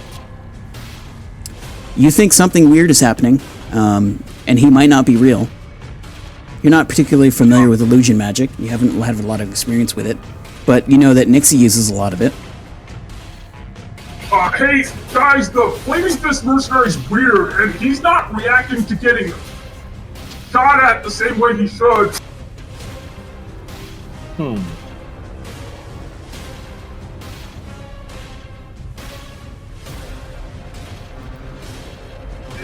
That's it. Beacon, your turn, sir. Well, it is my turn, and you know what? I'd like to test Marcus's theory by taking aim at this Flaming Fist mercenary. So, if all goes well, I'm going to scrounge up some eldritches, which to blast this individual. Okay. Where the Eldritch Blast? Why can't I find it? It's like I see it every time I don't need to use it. Here we go. And we'll roll that. That's not very much. Let's see if the extra or The extra D4 help. I don't think it can help enough, my friend. No, I can't. Yeah. So, yeah, it's just going right past him. I don't know what's going on. So you try to aim at him, but just like with the tension of the situation, you actually blast the rock face nearby. The rock is definitely there. So I will move 30 feet up along the tree line, and that'll be the end of my turn. I will mark myself as done. Excellent. I Nixie. said the guy wasn't real, not the rock. Nixie, your turn. I can only confirm the rock for now. So Nixie kind of looks at the guy with the flaming fist, and she's like, "That seems awfully familiar." And she's just kind of looking, and she's like, "I'm gonna test this theory out with a firebolt, but it seems a little bit like illusion magic. I'm So not really quite before sure." before you do that, you can spend your action to that you can like just try to like sort of perceive the things that are wrong with an illusion. That is a thing you can do. You can actively disbelieve it. Okay. You are allowed to make a save. It's going to be an intelligence saving throw. But that is going to be your action. Okay. Yeah. Wait. Basically, instead of wasting magic, you can try to figure it out. I just went blank. How do I do an intelligence saving throw? So My brain just went. No worries. In your character sheet, there is your intelligence, right? And Right. and if you are a wizard, so you'll have two values. You're going to want to take the larger of the two values and click on it. At the bottom, the bonus should be plus, like, I think 7 for you? Oh, you don't have it marked. Okay. I think wizard saving throws are intelligence and something else. Here, I'll fix that for you. I have intelligence plus 4. Or something. Yeah. Hold on. I can't remember what wizard saves are.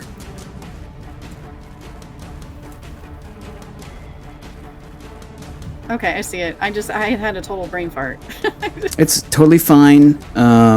Intelligence and wisdom are your saving throws. So there's a little star on each of those attributes. I've marked them for you. If you don't see them marked, then you need to close your character sheet and reopen it. But now your intelligence and your wisdom should have two plus values at the bottom. Take the higher one of the two and click on it. 17. Go ahead and add your bless bonus as well. So roll a d4 because this is a saving throw.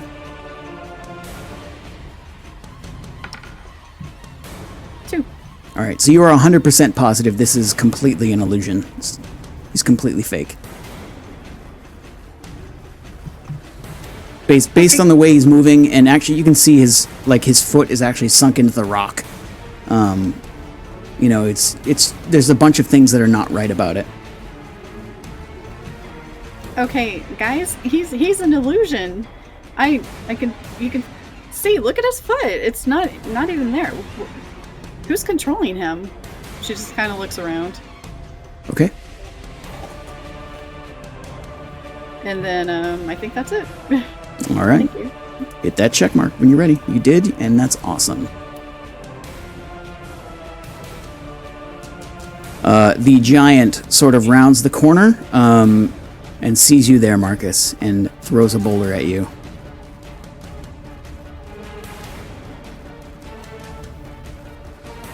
Actually, let me check that distance. This might be a bit much. It is a bit much, but he's going to try it anyway.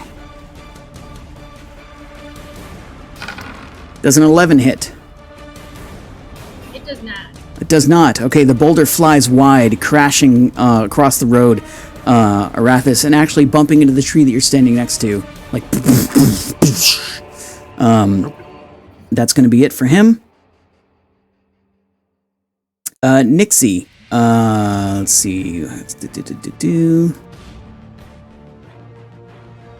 You are surprised by a goblin. What looks like a goblin.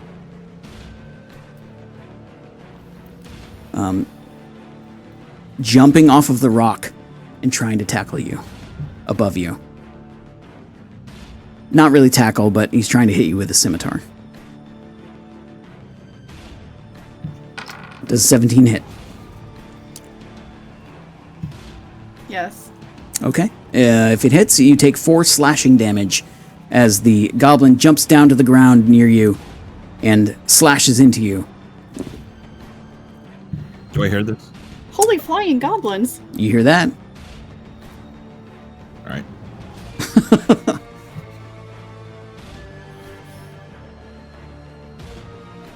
And at that point, the Flaming Fist mercenary disappears.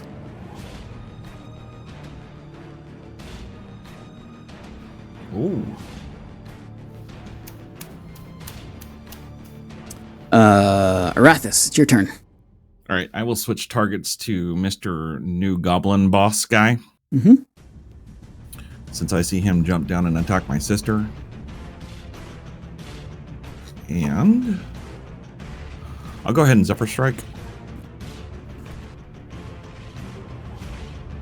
And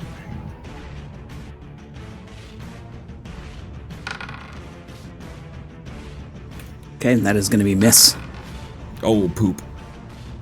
Yeah, you rolled a natural 1 with a total of 9, and you missed. That was gross.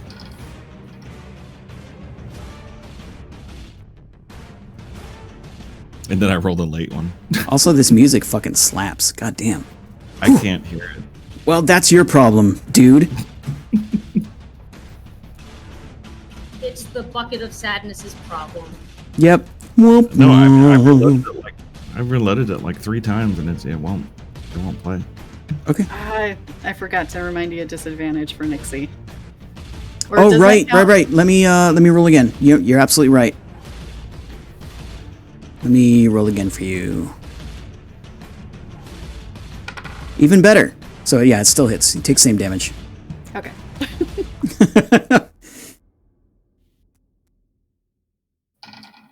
Okay. Are you done, Arathis? Oh, I'm sorry. Actually, I tell you what, I will. Let's damage Arathis? Oh, no, wait, he can't. Damn it. I will move here. Mhm. And I will. All right, I am done. Marcus, your turn. You heard a cry of pain from the south. He'll turn. Can you see what's going on? Make a perception check. This is not going to count as your action.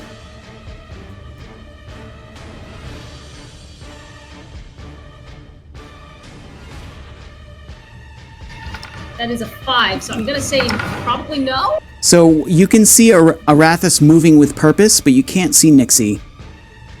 And that's it. Got it. He's gonna continue on towards the giant. Okay.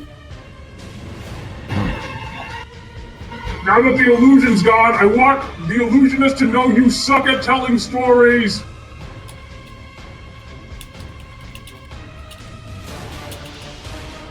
And he moves 30 feet and is going to throw a javelin at the giant with the disadvantage. He is within Okay.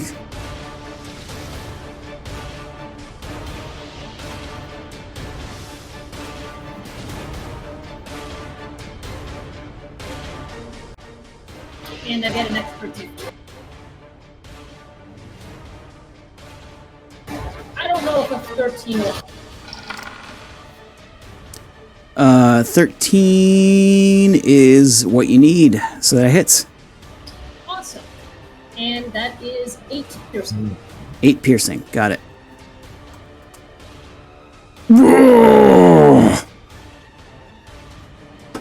that's it for mines.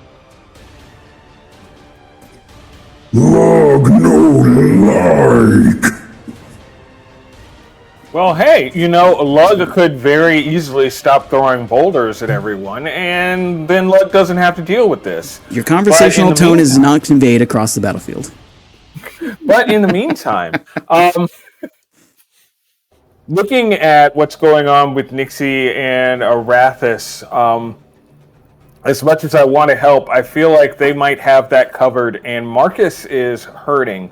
So I'm going to move 30 feet, and with my bonus action, I'm going to use one of my healing light die to try to heal Marcus up some with a d6. So I get 4 points of healing from Marcus, and since Lugs no like so much, I think I'm going to try to encourage Lug to either sleep or at least put down the boulders and run away, something along those lines. And since my conversational tone wasn't conveyed earlier, I'm going to use my words, and those words, as people who have watched this show before may have guessed, are Eldritch Blast.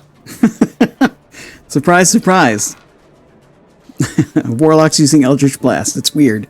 Oh. Totally, truly outrageous. That definitely slams into him. Those 6 points of force damage. Yes, indeed. Okay, and with that, my turn is done. Okay. What just happened? What do you mean? We lost video on Beacon. Oh, we did. Interesting. We did. Let me see what I can do about that. My apologies. Please go on without me. Fear not, viewers. Things will rearrange themselves soon. Eldritch Blast so powerful he turned off his own camera. Yep. Too much awesomeness for this camera. Can't be contained. Nixie, your turn. Okay, so Nixie is looking at this goblin and then looks at Arathis thinking, "You're so dead." And then she's like, Your illusion was like with the flaming fist guy, and she's like trying to say it real fast, trying to move away from him. She's like, "A few flints short of a fire. I tell you what." And then she's gonna shocking grasp him. Nice. Okay. Oh, I hit update. Hold on. So I get to see her go into this incantation. I'm like, oh crap, I know what's coming. Wait, why can't I do anything with this? Hold on. Should be able to. Let me check out your character sheet.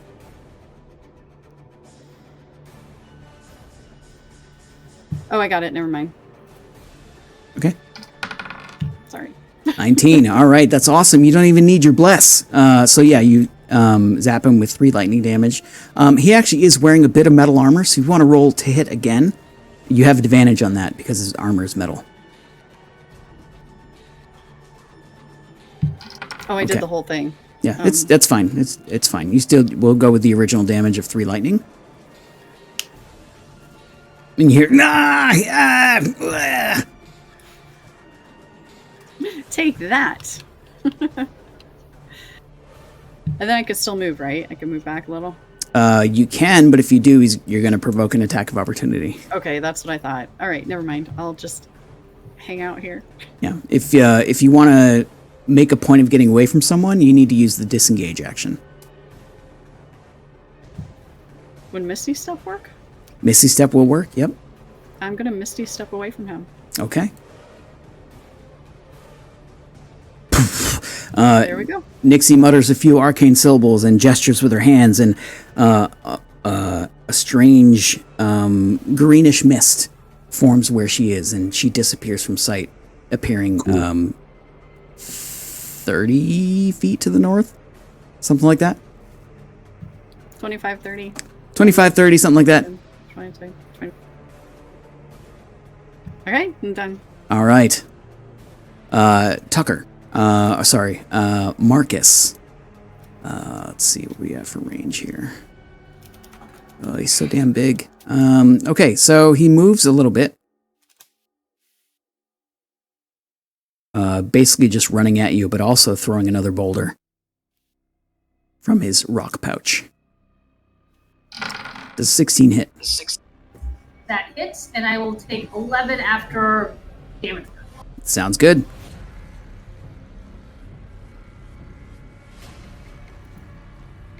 Yeah, the rock slams directly in your chest, but you stand your ground, just sort of like gritting your teeth and growling at the guy.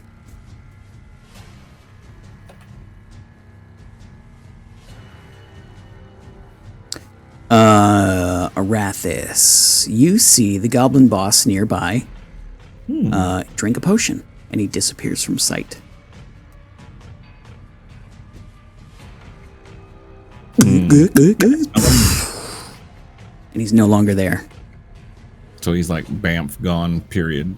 He just disappears. No smoke, no nothing. Just gone. I used my sniffer to see if I can smell him. Well, you can do that on your turn. Oh, okay. It's your turn. Is that part of my action, or it will be your action to try to locate the guy? Yeah.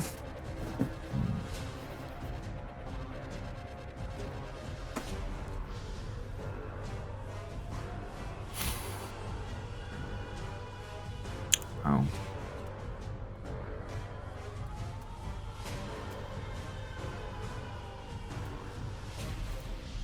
Can't think of really anything else to do. Okay, I tell you what. I'm gonna move. Let's see, 1, 5, 10, 15. I will move along the rock wall here. Mm-hmm. Well, I don't know if he even saw me. Did he see me? You would assume so. You weren't being stealthy. You were running out with the intent to probably murder him. And he was looking around, obviously engaging with Nixie. Nixie disappeared, and he was like, okay, drinks the thing, and he's gone. Okay. Then I will move 5, 10, 15, 20, 25, 30. Okay. I will move here to keep a wide berth. Mm-hmm. Can I see the giant from here? I should be able to, yeah. You can. Okay. Sure can. All right. Then I will go ahead and let fly on the giant.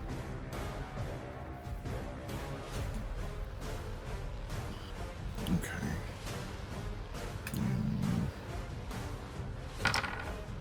Okay, so it's a muddy 20 with a 7 piercing and the muddy. Break. That's awesome. All right, you do 8 points of damage. And then 2 points of force. Sorry, I meant 9 total. So do.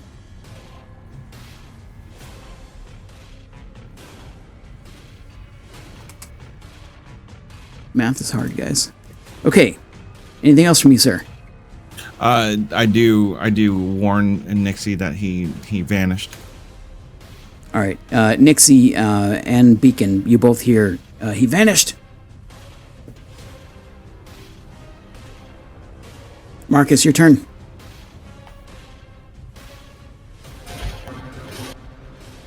He's gonna move. Real quick, I forgot to roll the hunter's mark. Can I do that? Yeah, go ahead. Sorry about that. It's a 1. Yes. Got it. Go ahead, Marcus. Sorry about that. Alright, can't throw when I'm right here. And he's gonna take his axe and just like hit him right in the gut. Do it.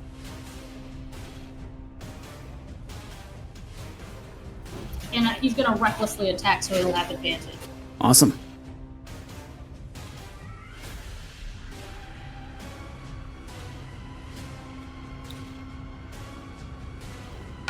That definitely hits. Okay. Any damage to add there? No, because I already put the rage bonus on there. And if now that he's attacked with melee, he's got the ancestral protectors, so Lug will be at disadvantage if he tries to hit anybody but Marcus between now and Marcus's next turn. And that's it for Marcus. All right, sounds good. I don't think that's going to be a problem, but okay. All right, so I am, let's see, am I within, ooh, I gotta move up a little. So I'm going to move up 20 feet, still holding to the tree line, trying to be stealthy. And I'm going to, as a bonus action, use another healing light die to keep Marcus running. Mm-hmm. So I'm gonna roll this here, D6. That's a D. Nope. It did. Oh, there it is. Sorry, I forgot how computers work. And only 2. But, so 2 points of healing for Marcus, and I am going to... you know what? I'm just going to use another Eldritch Blast. Sometimes, you just go back to the classics. And I imagine that a 20 hit, and since I've managed to scrounge up all those Eldritches, I also sent them with 4 force to give to this giant individual. All right. Your Eldritch Blast, your Radiant Blast of Awesomeness, slams into his chest, dealing 4 points of force damage.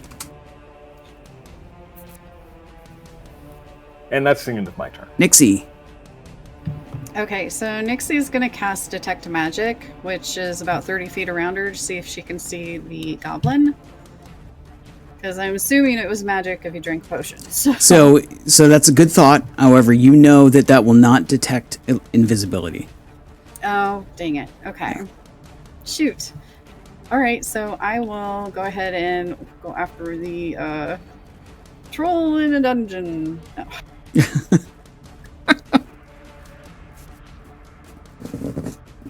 That was good thinking, though. I just wanted to let you know that it wouldn't do that, unfortunately, and I didn't want you to waste a turn. Bummer. Okay. Firebolt at the giant. Firebolt. Got it. Okay. Make your roll. 10. That does not hit. It goes wide. 4. Oh, make the roll.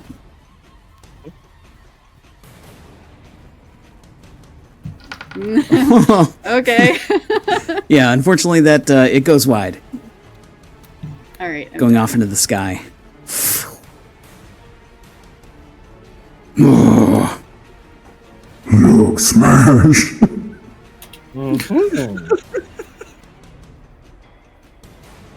It attacks you, Marcus. This is 17 hit. It hits. All right. It slams into you for 15, which I assume you take half of. And then it attacks again. Ouch. Does a 23 hit? Unfortunately, yes. All right. You're going to take half of 22. Does the 4 work for Marcus? So the blessing only works on attack rolls and saving throws. So basically, Okay. Marcus's attack rolls and Marcus's saving throws. Okay, cool.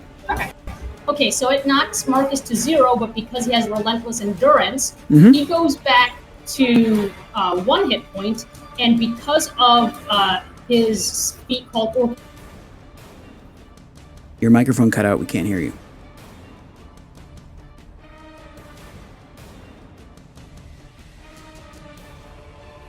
Nope.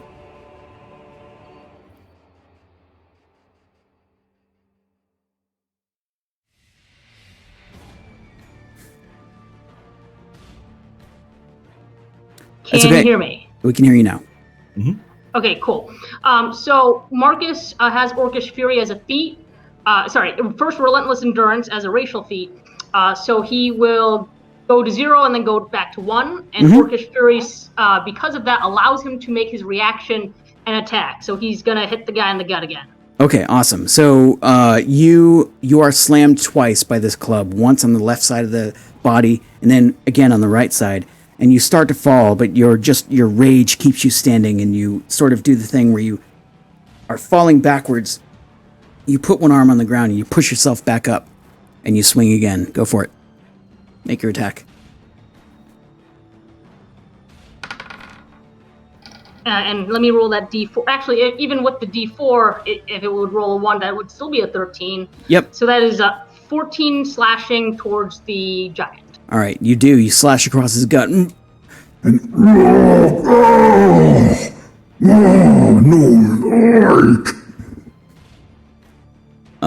And you do a bunch of damage. He's still standing.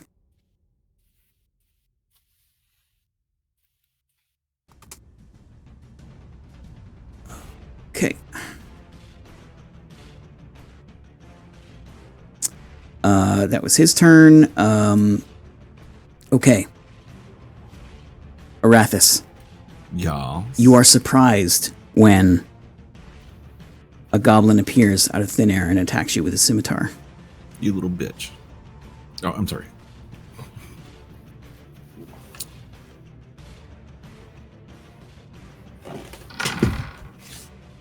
Oh, I put advantage on the wrong thing, so I'm going to roll again. My bad. Does a 15 hit? I doubt it. It is a miss. Okay. And he attacks again. Okay. It's a 21 hit. It does. Okay, you take 3 damage. Also make a Constitution save. You bitch. All right. Wow, nice. Natural 20. Yes. Okay, so you are slashed once. You somehow dodged the first, but you are slashed once, and you can feel the poison seeping into your wound. And you quickly sort of clamp your hand on the wound and make the blood spurt out so that the poison comes out of it really quickly, and you're not poisoned. Okay, that's awesome. All right. And he moves here to sort of cover the area, and that's the end of his turn. It is now your turn, sir. So essentially turning his back on the rest of my family. Smart. Or cutting you off from them. I'm not running. Okay. All right. I'll toss the bow and I'll grab my swords. Okay, your bow clatters to the ground, your swords are drawn. Go, go, go, do the thing. All right.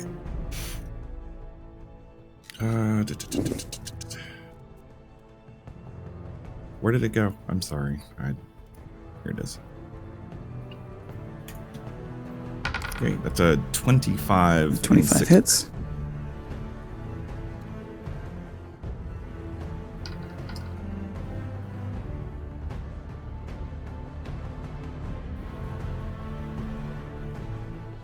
Okay, there's not much else I can do other than move, and I don't want to move away from him, so I'm going to go ahead and stay with him.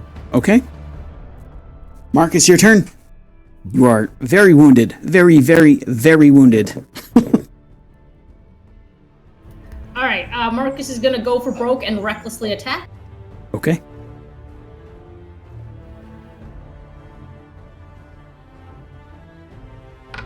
Nice. That does not hit, but you have bless that will hit. You have bless and that will hit. Great, and I will also use Orcish Fury, which allows me once per battle, once per short rest, to roll an extra weapon die. Okay.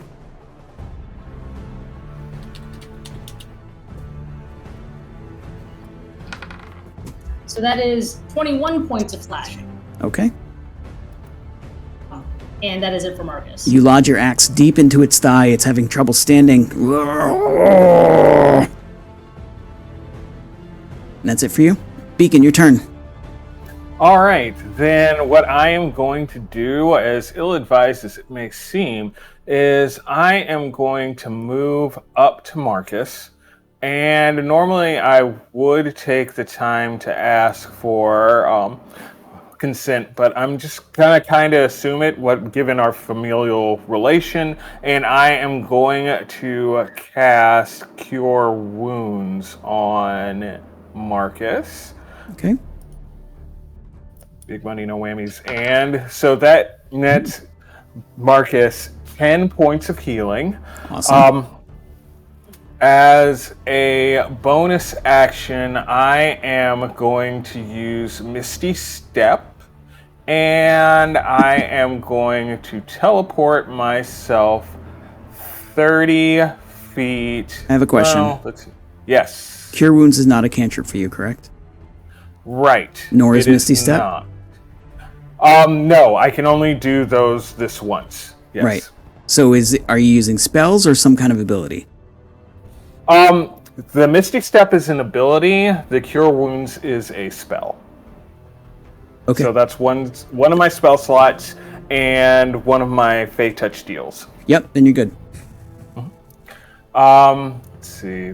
where do I want... Maybe I should go back to where I was. I think that's probably for the best. So I will Misty Step back to where I was along the tree line, and that is the end of my turn. All right, so Marcus, Beacon runs up to you, places his warm, healing hands on your back, and you are healed 10 hit points. And then a burst of yellowish radiant mist, and he's gone. I want to think Marcus was mid-sentence between the thank and then the... Oh. You're welcome! Nixie, your turn. Alright, so Nixie's tired of this goblin. She's gonna send a magic missile at him. Oh, okay.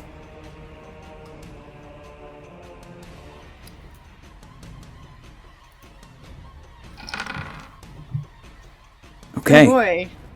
Yeah, no, that's great. 5, 6, 7, 8, 9, 11 points of damage. Dang. All right, so your bolts of magic slam into his back as he's engaged with Arathis. He's ow, rude. No, your illusions were rude. And I think that's it for her for now. Okay. The giant, intent on his prey at this point, attacks you twice, Marcus. He's also at advantage. Yes, he is. 23 damage. Which does knock Marcus to 0. Okay, so you fall unconscious. Yes? Correct. All right. He charges you, then Beacon. That's not something that he should do. Well, he's going to do it anyway. He really shouldn't. Don't do that. Reconsider. Does an 18 hit you? Oh, yeah. Yeah, you are hit with 22 bludgeoning damage as he takes his Wow! his tree trunk and slams you with it. Huh. That's a significant amount of damage. All right. Well, yep. That I'm have 22 less hit points than I had. All right, that's the end of his turn, and it is. Go ahead. Sorry, I feel really bad about this. I keep forgetting that I have an extra bonus roll from my racial ability, so that's an extra d12 that he should be taking. Didn't you already use that? That was from my feat. I get Savage Attack just as a basic. Oh, wait, never mind. No, I didn't roll a critical. Don't mind me. My brain isn't working. Okay. Move on. All right. All right, so the goblin's turn. Looking around the situation, not really liking it. Drinks another potion. And disappears from sight. Arathis, you know that he's there. And you're certain that he's moving away from you. Make an attack at disadvantage. Okay.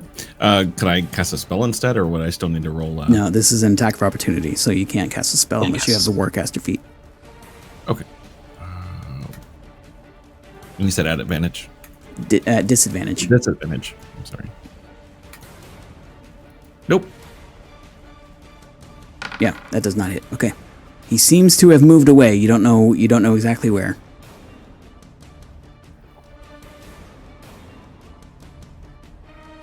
Can I sniff for him again?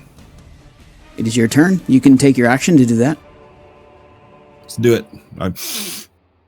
Okay. Make a perception check. Okay. Yeah, you don't know. Wow. With a 7, you don't know. Yeah. You're not sure if it's like there's a little bit of your own blood mixed into it. Like there's a whole combat going on. There's a lot of stressors, and in this fraction of a second that you're trying to do that, yeah, you don't get much. Okay. Did you want to move? Yeah. I tell you what. I'll just back away here, and I'll move to about 15. Okay.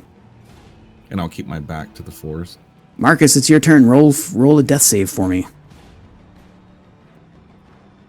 If you want to make this hidden, that would be cool. Do you know how to do that? I'm sorry, say that, make it do what now?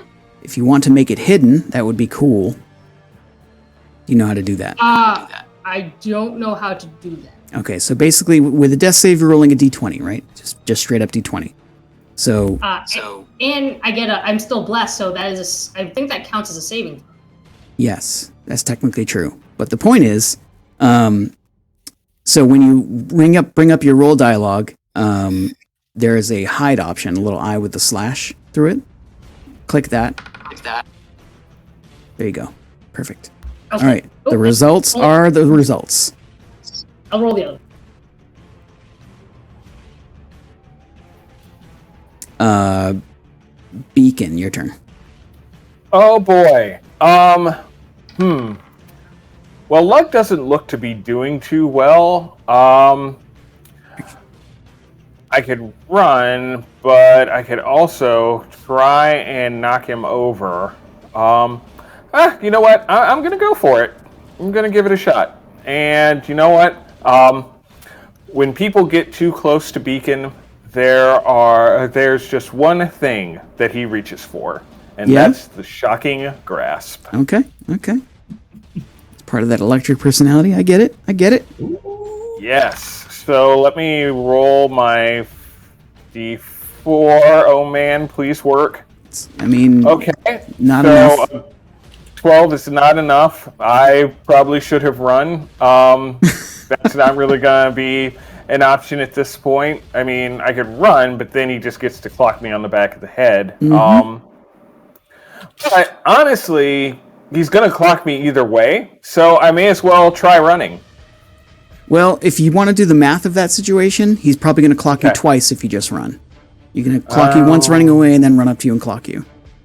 You know, that's a good point. I really don't think I'm going to survive the one clocking, but you know, we got what we got. I tried it, y'all. Yes. Okay, Marcus, you rolled the second time for me. That's good. So I saw the D4 and I was like, that's cool.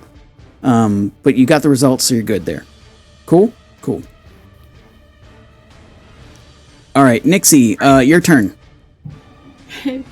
Nixie is looking at Beacon and Marcus like, okay, she's getting mad. So she's going to throw a firebolt at this giant, and she's just going to be like, and just toss it. Do it. I love it. Do it. You have a bless. Roll it. 1d4. Yes, there you go. Yes! Awesome. The firebolt clips the giant's shoulder. Oh, doesn't like it at all. Anything else from you? Oh no. Oh wait. Can I still move? I hit the check mark. You can move. It's fine. Gonna move a little bit closer to Arathis just in case. Okay, you move south, closer to the rock wall, maybe trying to get some cover just in case the giant goes crazy. And it is now the giant's turn.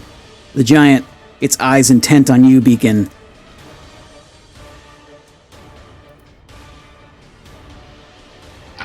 Does a 25 hit? Oh. 25, huh? Mm-hmm.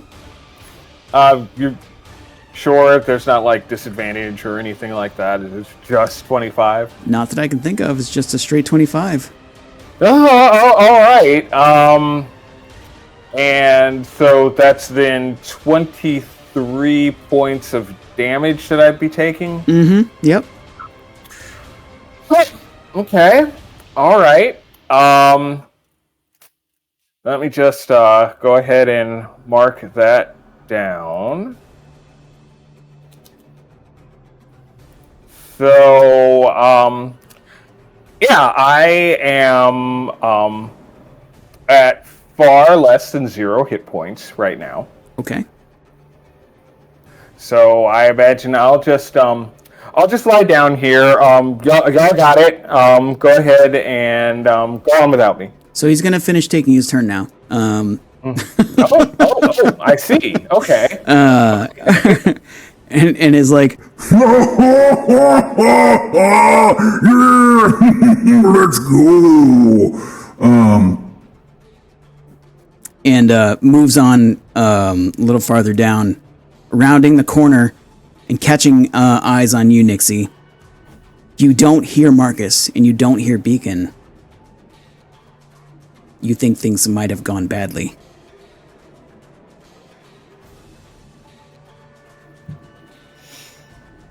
She's just screaming at this point. Yeah, and as you're staring down the giant, to the left of you, the goblin appears, slashing at you with his scimitar. Disadvantage. That's right, disadvantage, thank you. But he also has advantage because he was hidden, so it's a straight roll. Does a 17 hit? Yes. Okay, you'll take 4 points of damage, slashing. And I'll also need you to make a constitution save, pretty please.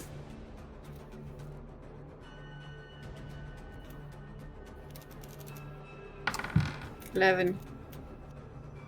Unfortunately, you didn't make it. You are poisoned. Some sort of black poison on his blade seeps into your body, and you just feel really unwell. And it's hard to move, and really hard to do pretty much anything at this point. Great. He turns and he whips a dagger at Arathis. Okay. Give me 1 second. Does a 17 hit? It does. Okay, you'll take didn't have this on the sheet. You take 3 points of damage as a dagger sinks into your thigh. Another con save? Nope. Okay. Okay, so I see this giant come walking around the corner without my brothers. Correct. All right. And now your turn. All right, I absolutely lose my shit, and I go running after this goblin. I'm cursing at it in goblin and blah blah blah. I'm telling him how I'm gonna rip him apart and so on. Okay.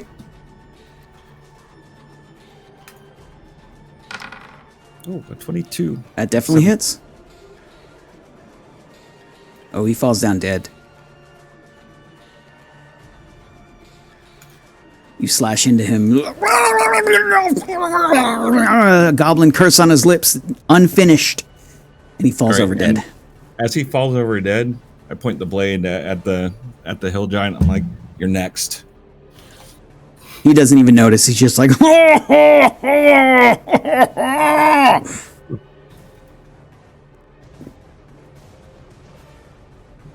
Okay. Marcus. And that's it for my turn. I tell you what, I will distance. I know he can probably run, but I'm gonna distance back to where I can get a good shot at him. Okay. Remember that you dropped your bow like way over here. Oh, that's right. Actually, I dropped it right here. Can I move back over here? I guess I'll have to bend and pick it up. Yeah, I gotta go pick it up. Well. Oh well. All right. Okay. Marcus, that's awesome. The results are the results, and that's cool. You are stabilized. I rolled a natural 20. I think that makes me go up at 1. Maybe?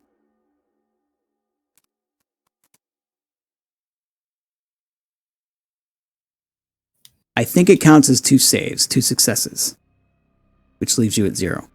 So why don't we just do that for now, and we'll look it up later. Oh, I'm definitely sure on that one. Because if I rolled a nat 1, it would have given me 2. It would have been 2 death negative. Yes, and it now gives you 2 positives, which means you're good and stable, but still unconscious. It says right here. Let's not argue about it, please. Okay, I was just reading the rules. My bad. It's okay. I just don't want to do that during stream. We'll resolve it later, and I'll fix it next time. Okay. In the meantime, it's time for me to roll. Oh boy. And let's just roll one more thing. Where the heck did that thing go? Okay, that's hidden and Bless is concentration, right? What? Is bless concentration? Oh, let's see.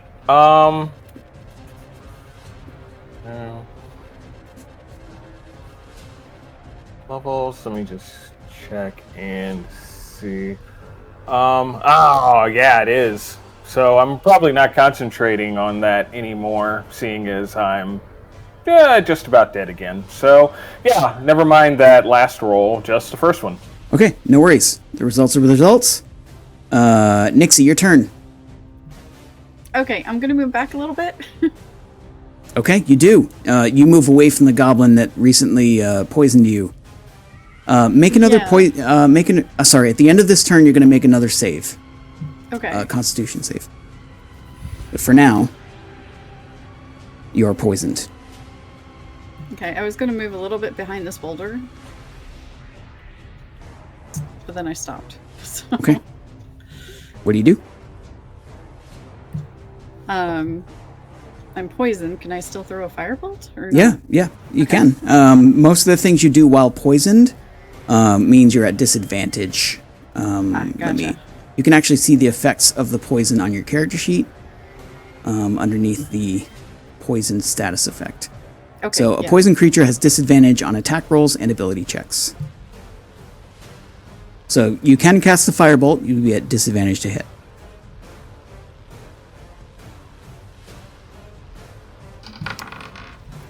You did disadvantage on your damage.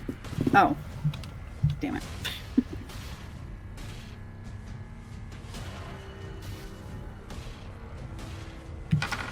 There you go. There we go.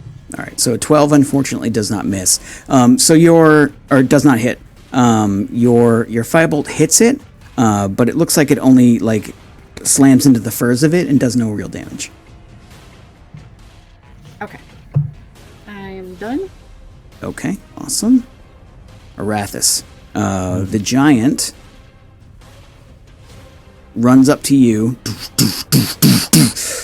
and swings its massive tree trunk of a club. Oh, God. Missing wildly. Swings again. Does an 18 hit? It does. Okay, you take 19 points of bludgeoning damage. Ow. Ow. That hurts a little bit. A lot. Hurts a lot. And that guy's dead. Arathis, it's your turn. It's your turn, buddy. That's 11. I said 19, yeah. Yeah, okay. All right. Well, since I'm in melee range, no need to pick up the bow now.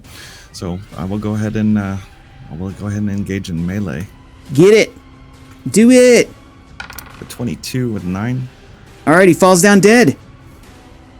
Oh my Oh my God. goodness. Nixie's gonna go running to Beacon and Beacon and Marcus. See how they're doing. Okay, Marcus seems to be okay.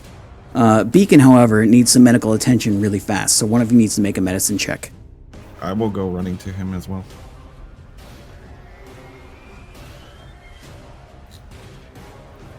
Don't mind me. I'm just taking a nap in this beacon-shaped dent in the ground. All right, and the combat is over technically. So, did anyone make that medicine check yet? How are you on medicine? 18. 18? Okay, cool. All right, you quickly bandage his wounds, and you feel like he will definitely survive. Okay. I will. I'll cast my last spell, and it's Cure Wounds on Beacon. Mm-hmm. And he gets 3 back. Okay, Beacon, you feel the warmth of some natural energy coming into your body. Your wounds close a bit partially, and you feel a little bit better. You're alive. You're conscious. Let's take a let's look at Marcus, and then we'll take a break. Thanks, all. All right, I go run into Marcus.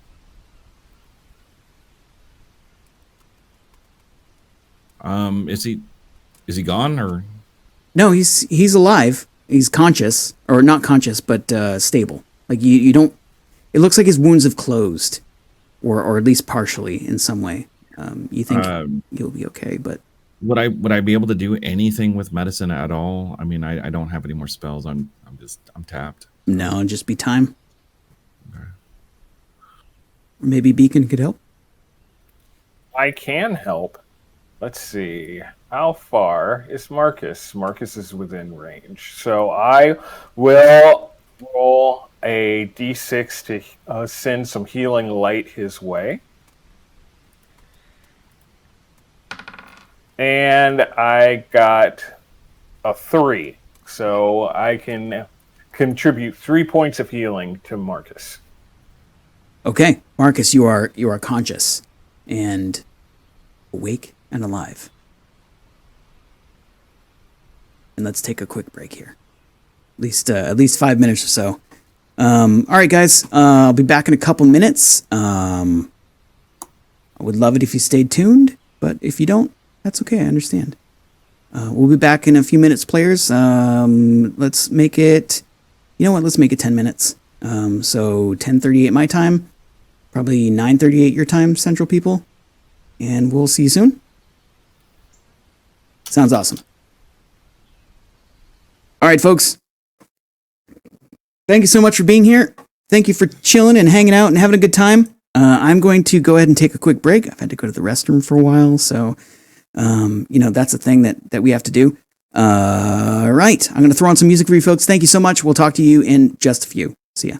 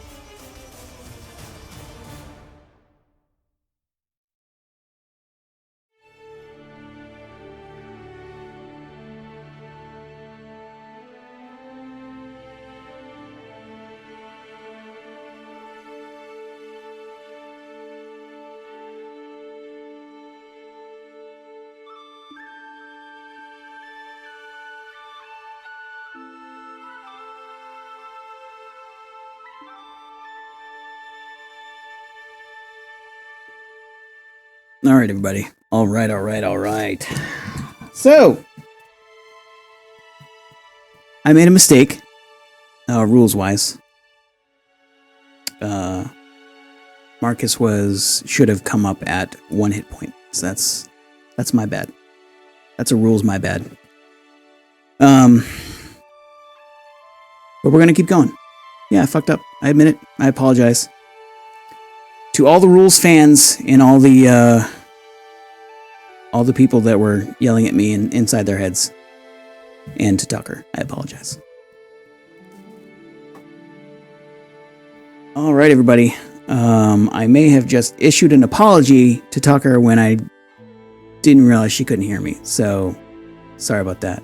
So double sorry. My bad. Anyway, I just want to say sorry. You tell everyone you're sorry again. I did. Yeah, sorry guys. Sorry about the rule fuck up. And let's move on. Cool. All right, so Marcus, you're awake. I need to turn this music off. Marcus, you're awake. Beacon, you're awake. Everyone is awake and moving. There is a dead giant and a dead goblin. Funnily enough, they landed right next to each other. Not really in a lover's embrace, but yeah. Let's dig through their stuff. And then put them in a lover's embrace. And then place them in a lover's embrace. That is a thing you can do. Okay. So, you don't see much on the goblin or the giant. But you're also, you're looking through their stuff and you see they don't have much food on them. Or anything like that. So, traveling around might be weird for them. There might be something nearby that you could find, is what you could guess. But on them, on the goblin, you find a scimitar, a couple of javelins that weren't thrown. They're like crappy goblin javelins, which basically they're just sharpened sticks at this point. His armor is goblin-sized, piecemeal chainmail, and he has 15 gold on him. I guess we'll keep that for party treasure, yeah? Yeah.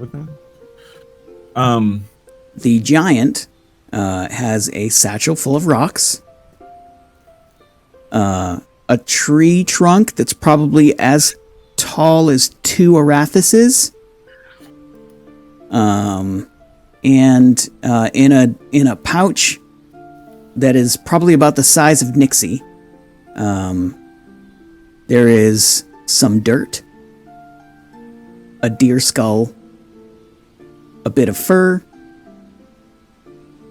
some mud, which is separate from the dirt somehow, you don't know how. And underneath all that is maybe 33 gold and 25 silver. Are we sure that's mud? You could do the ranger thing and taste it. Nope. No, thank you. All right. So what I'm going to do is I'm going to sniff this goblin. And what do I know about? Obviously they're my chosen enemy. So you're going to snip them? Well, yeah. So I can follow his scent back to his lair. Oh, sniff. Yeah. I heard snip, and I was like, "What? Are you gonna?" No, I'm gonna catch his scent, and then Are I'm you gonna gonna? follow. Are you gonna? No, don't do that. No, everyone, please remember to spay and neuter your goblins. Oh, yikes. Okay, so you go ahead and you sniff the goblin. You catch his scent, and then what did you want to do with it? I follow it to wherever that scent leads me, up and over this hill, I'm sure. Make a survival check with advantage. Okay.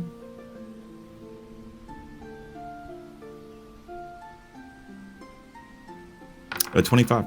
25, very nice. Okay, so yeah, it leads you up over the hill to the east, and then to the rocks that are, I'm going to use this body as a marker.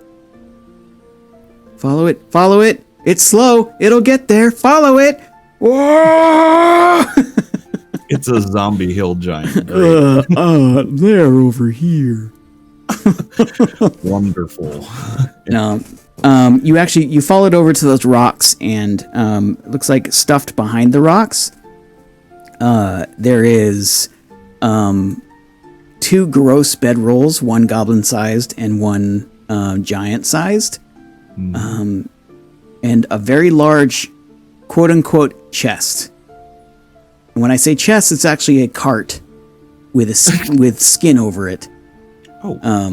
And in the cart are a bunch of like dried food and stuff like that. That's not all rotted, but it's probably going to go very soon.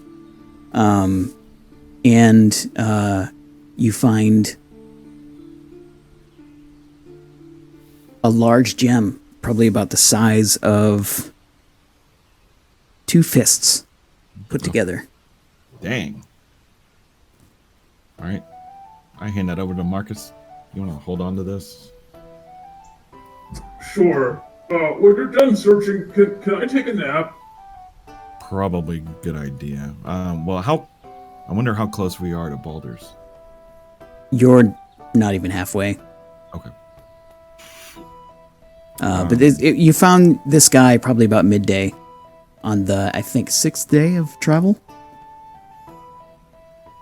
This alcove right here looks like a good wind barrier. I mean, be a feasible camp spot for us.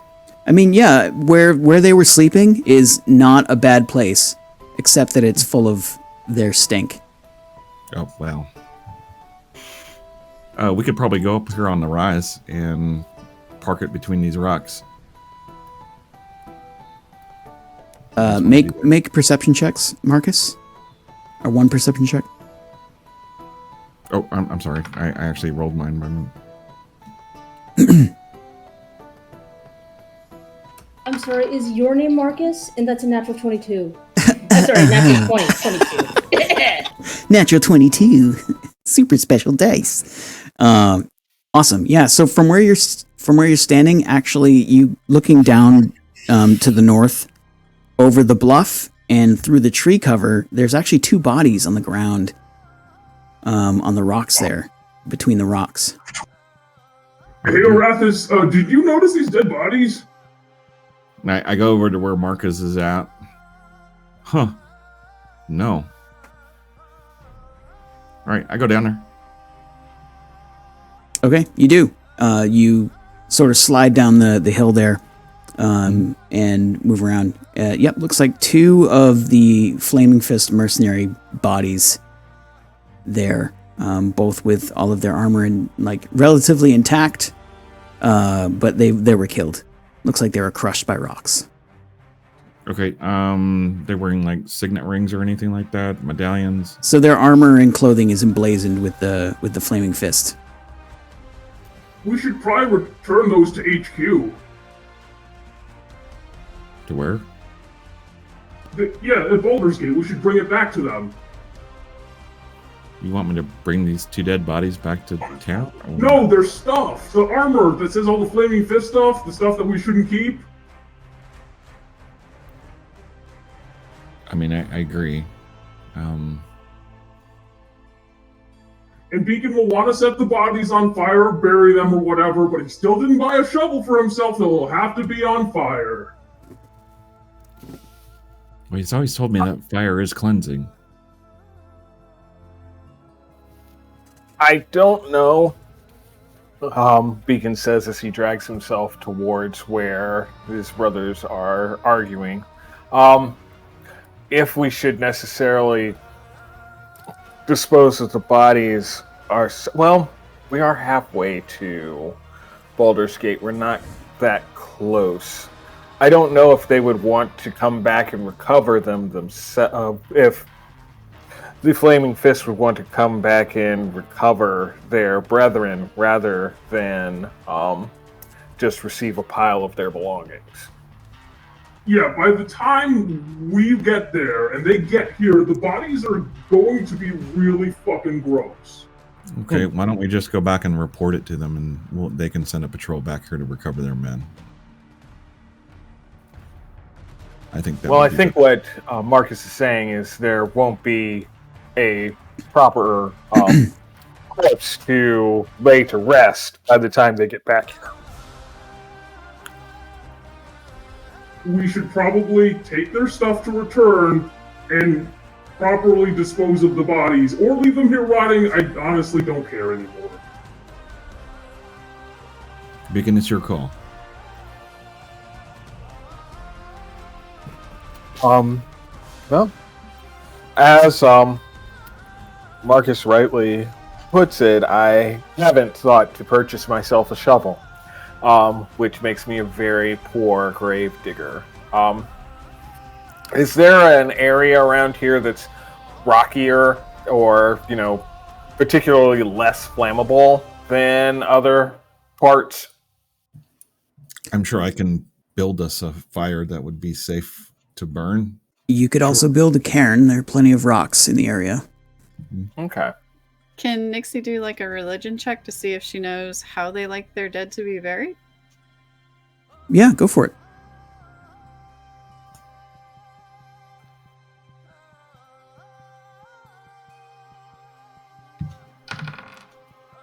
$20. 21 total. Okay, so so they're just a mercenary group, the Flaming Fist mercenaries. So they're likely to be comprised of any number of different religious followers. So you would have to investigate the bodies to maybe try to determine whether they're even religious at all, or just basically try to figure out what religion they follow. Okay. Well, hey Beacon, do you think we could see if they have any religious symbols on them, just to make sure that we bury them or give them the proper burials? That is a very thoughtful and very poignant suggestion. Thank you, Nixie. I'm going to roll investigation to see if I can determine what sort of religious practices these poor souls followed in their time on this mortal coil. Oh, stop rolling so well. I got well. Hey, I think it's about time.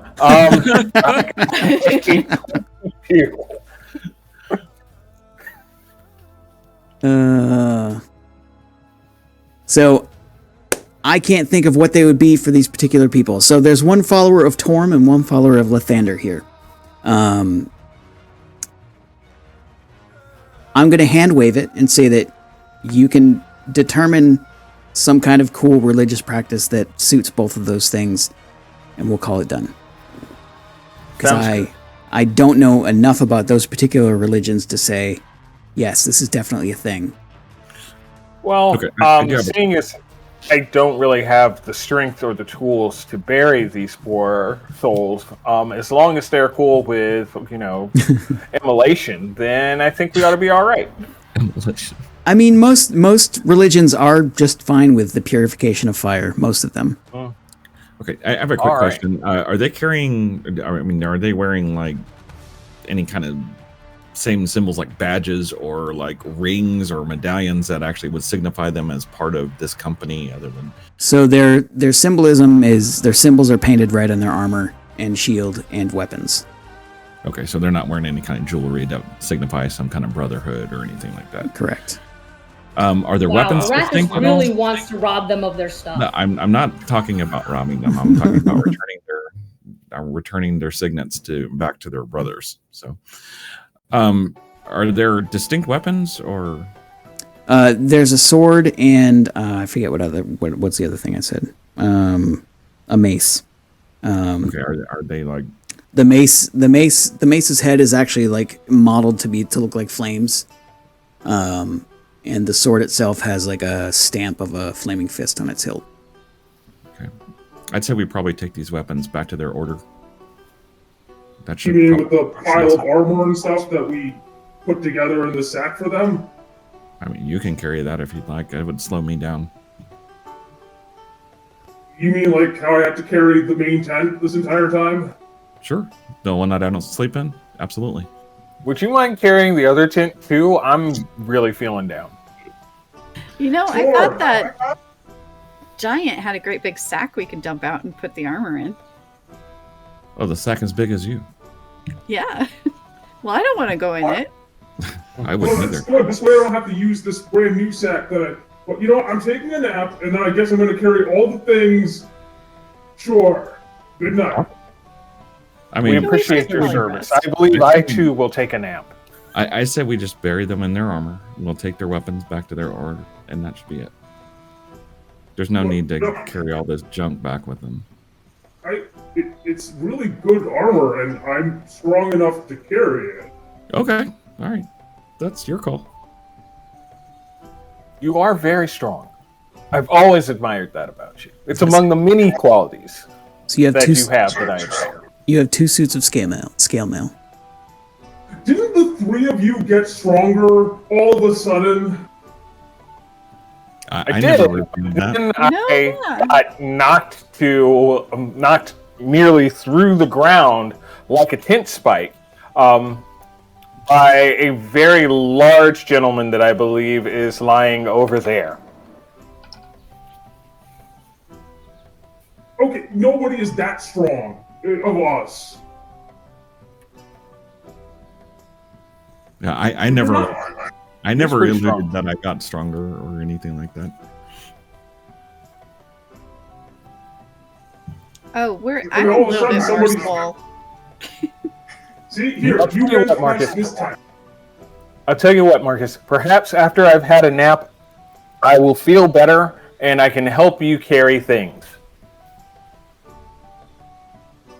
All right, now let's put these bedrolls where there are no stinky dead things and take a nap. Wait, did you want to set these bodies on fire first? Maybe wait, because it might attract attention? I don't know. That's a fair and reasonable thought. Perhaps we should wait. Perhaps you should go sleep. Nixie and I will take care of the bodies. And we'll take watch. Sounds good to me. Good night, both of you. Good night. Good night. And Beacon collapses. Good midday. Tomorrow. I assume short rest? Yep. Yep, and I'm going to use all of my hit dice rolls. Yeah, go for it.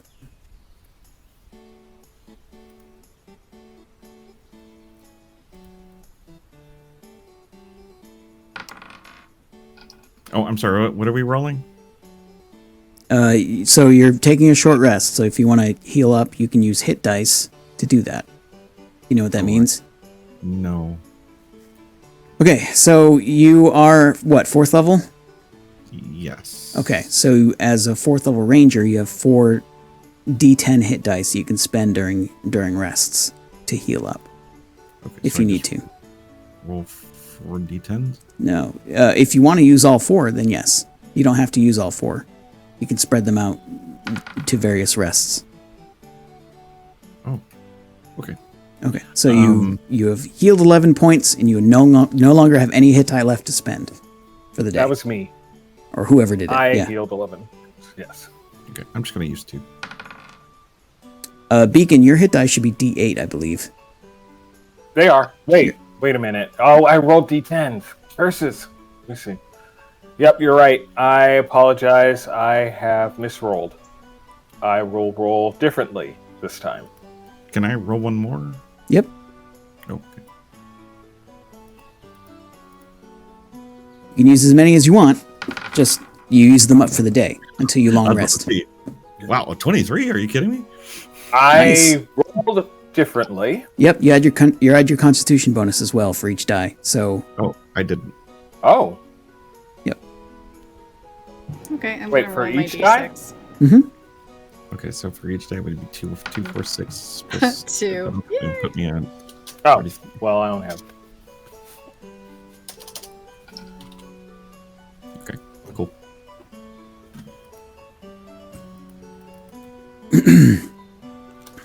okay. So you spend an hour in the area. I'm gonna move this token away from you guys. just sort of resting. Excuse me. At the end of that hour, you see, you actually see a cart coming down the road from the north.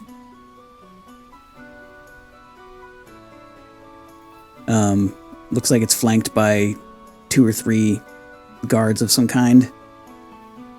It is a ways off at this point. Okay.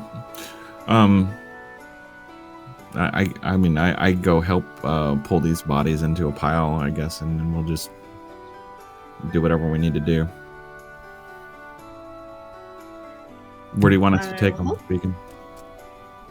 Beacon's asleep. Oh, I figured. Oh, that's right. This is after the hour. Oh, okay. Oh, I see. okay. Well, let's just make a place to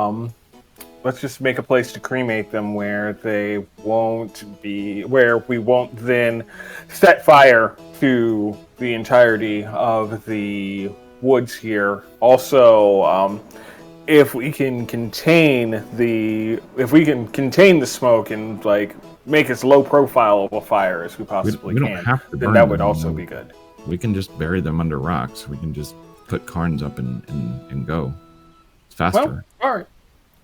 That sounds fair. Let's do that then. I am feeling much better. I can probably pick things up now. I may not even need you, Marcus, to carry the secondary tent. I believe I can handle it. I could probably carry an extra weapon. I mean, if you want to, I just have them in this pile.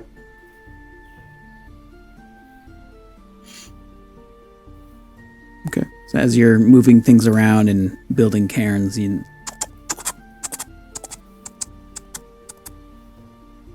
the cart is getting closer. Okay. Can I see what kind of guards they are? They're just guards of some kind. You can't really tell. Make a perception check. Okay.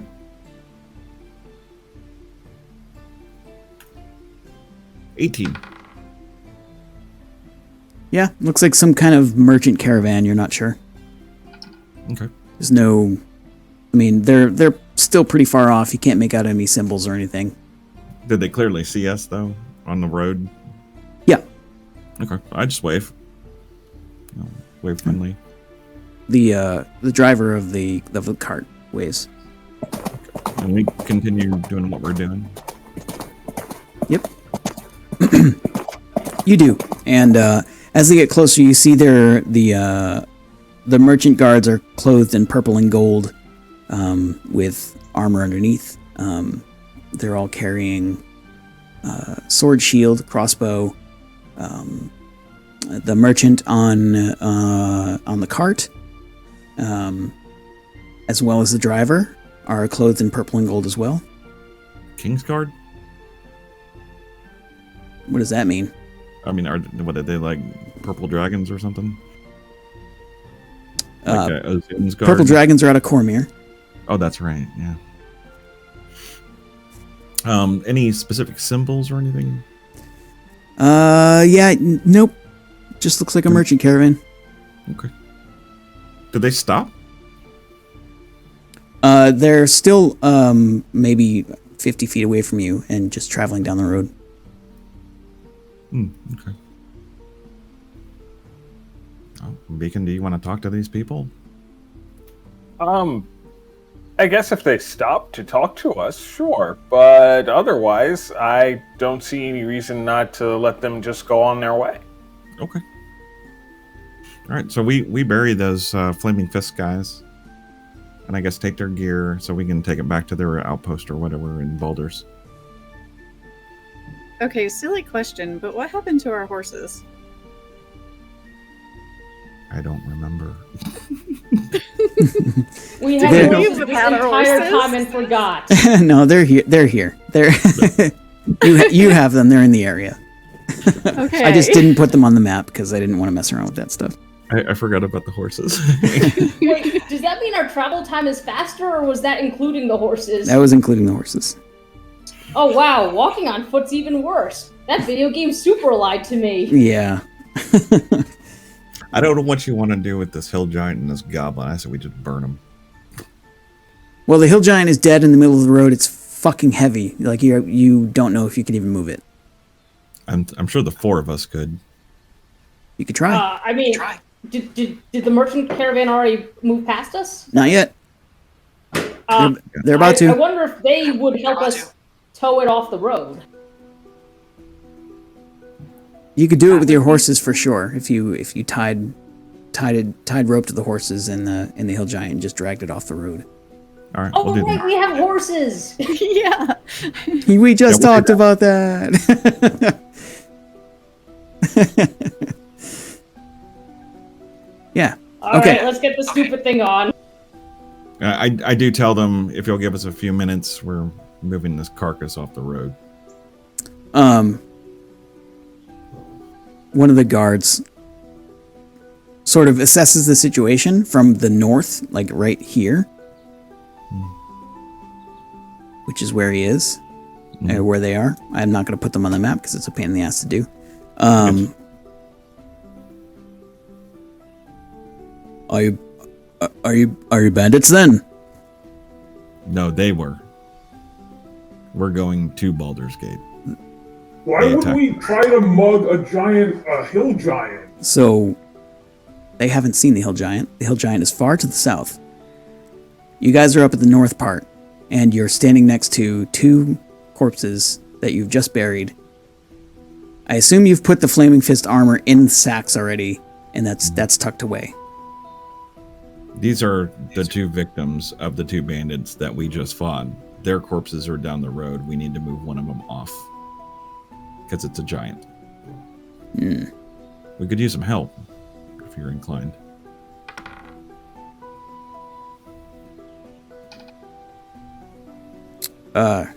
Show me then. Okay, I'd show him. I'd take him there. Says to the guards, wait here. One of the horses seems alarmed for some reason, but whatever.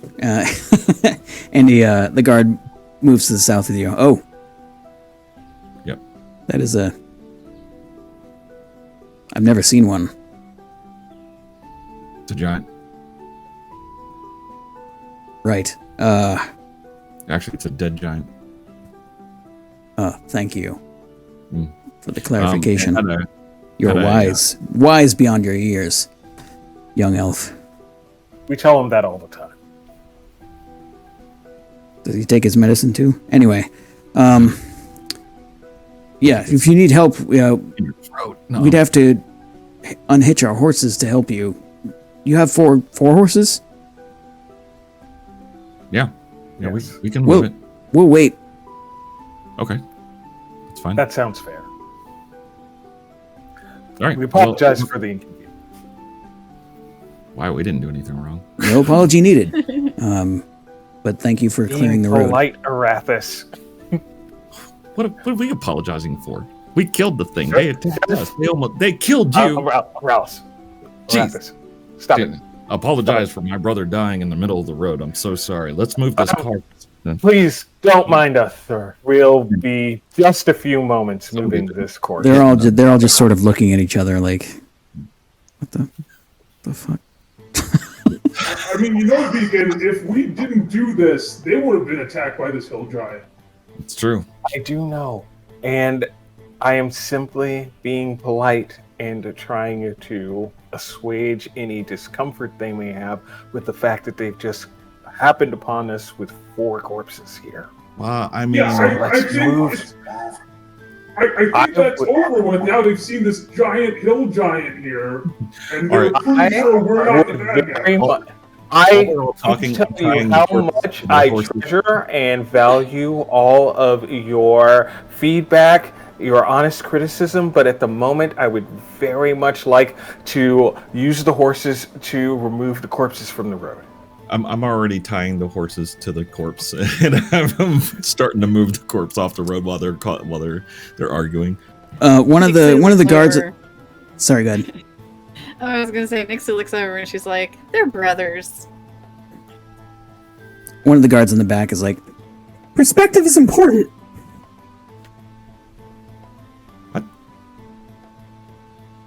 They're just nodding. Yeah. So we move the corpse from the road. Great. You do. No problem. Excellent. You tie the giant's disgusting ass feet to rope and your 4 horses and help the horses pull the giant's massive corpse off the road. No problem.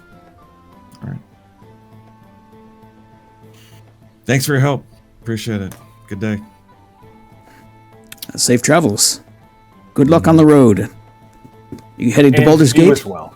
We are. How's the road up that way? Oh, quiet. Quiet. It seems you've done us a favor in taking out a potential danger, so thank you for that. Glad to be of service. I think Baldur's Gate would like you. I hope so. Great. Best of luck. All right. And they just move on.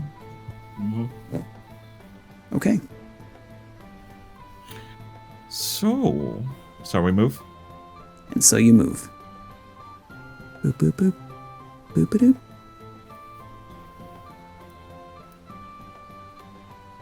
One second. These maps are slow going today. Basically, I'm switching back to the world map, and you continue your travels north. And finish out your day without issue. Okay. It's time for some camping.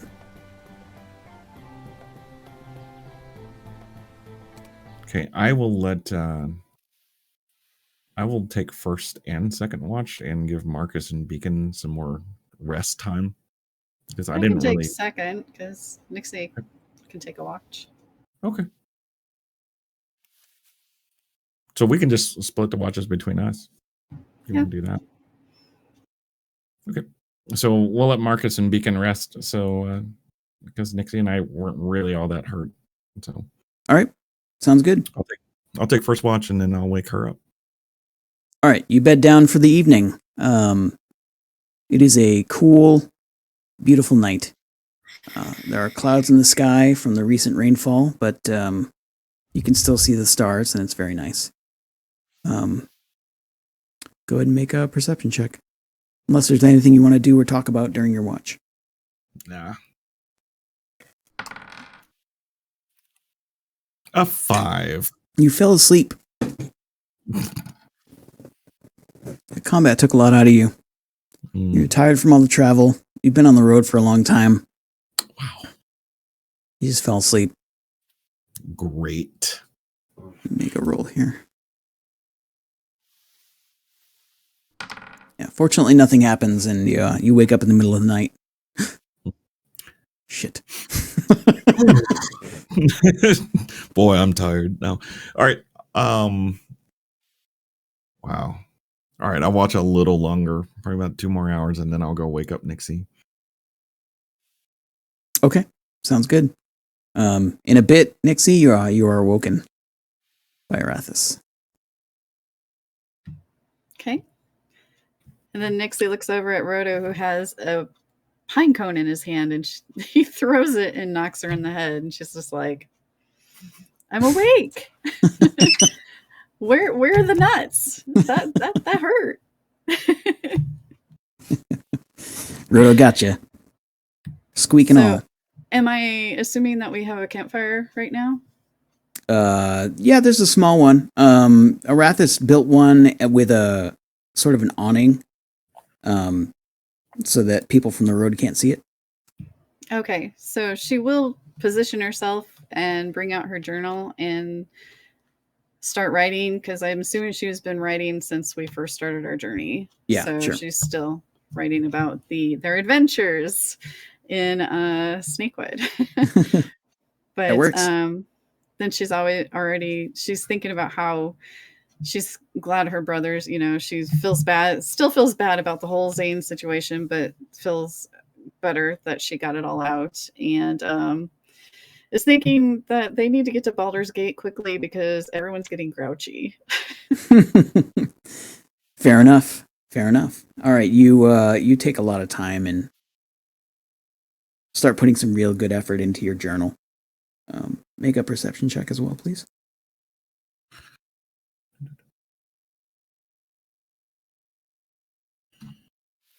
Oh no. 6. Rolled a 6. You don't fall asleep, but you start writing and you get just really absorbed in your writing and you don't notice anything going on. And eventually morning light hits. It's time to wake people up. Yeah, she just kind of looks around and she's like, whoa, I didn't even have time to set up any tricks. Okay. So Yeah. she goes over. Actually, she goes over to Beacon and Arathis' tent and starts clawing at it like a bear and kind of going, "Rrr, rrr," and Roto's running around and doing the same. And it's not an earthquake, but she's trying to wake him up that way. Mm-hmm. Yeah, okay. That's what you hear and see. I hear. Yep. What? Oh no, Arathis, there is a mighty bear outside, and we must wake up in order not to be devoured by the bear. Why are you talking like that again? Because there is a bear. It is outside. She kind of shakes her head and goes to nudge Marcus to wake him up. I gotta find out where you're stashing all this liquor. Right next to the bear traps. Oh. Whoa, I am getting grouchy. I'm sorry. Well, we Beacon sold needs the a bear Snickers, traps. That okay? doesn't even make sense. Beacon needs a Snickers. He's not feeling like himself today.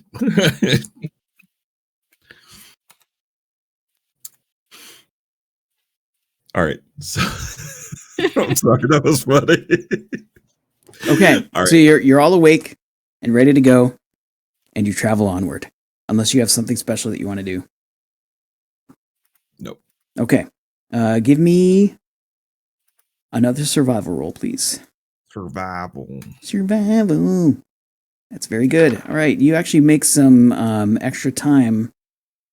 You find a trail that sort of cuts off a bunch of the road that you don't need to go through. And you arrive at the shore of the Chionthar River. And what you see there is the thing. Okay, so I've changed the map so that you can see it.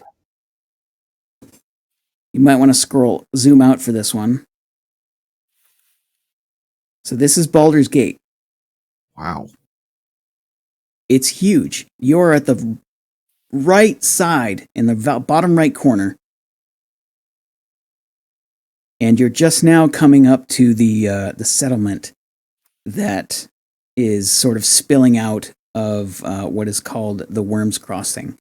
The Worms Crossing is basically the sort of bridge area that crosses the Chionthar River.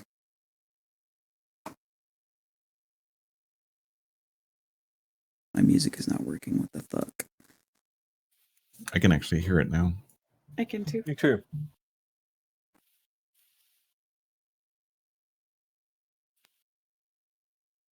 Wow. I had no idea Baldur's was that big. Yeah, it's huge. So what you're used to seeing as, a large settlement, you were surprised when you hit Baragos and that was like a small city. This is sort of the equivalent of like a New York. It's massive. It's absolutely huge. So you are moving up to the city, and a lot of the trade routes have sort of converged on this road. So this particular road is very packed full of people now. Merchant caravans, just wandering travelers, all sorts of different personality types and different people trying to get into the city. And they're all sort of moving through this first section of town. How do you want to go about doing this? What is your approach here? I don't even know where we're supposed to go. Do we have a clue what we're supposed to do here? Oh, Nixie kind of nudges her pony closer to Marcus's horse, and she's like, I really don't want to get lost in there. Well, I mean, we're not even at the city proper. I don't think us crossing that bridge is going to be a problem. Just go in a straight line, right? Oh, okay. Wait, this is not the city here? Right, technically. No, I'm responding as my character because he's like baffled. That's why I shut up. Yeah, look, Seems to be part of the city. I'm sorry. What? I didn't hear you guys were both talking. Sorry about that. Marcus, why don't you go ahead? I was just going to say, well, right here, right down the bridge, that's pretty easy. We can just go across with all these other people trying to get into the city and follow that path of houses, and then we can decide where we're going to go when it opens up. Is this not the city? Yes and no. I point across the bridge.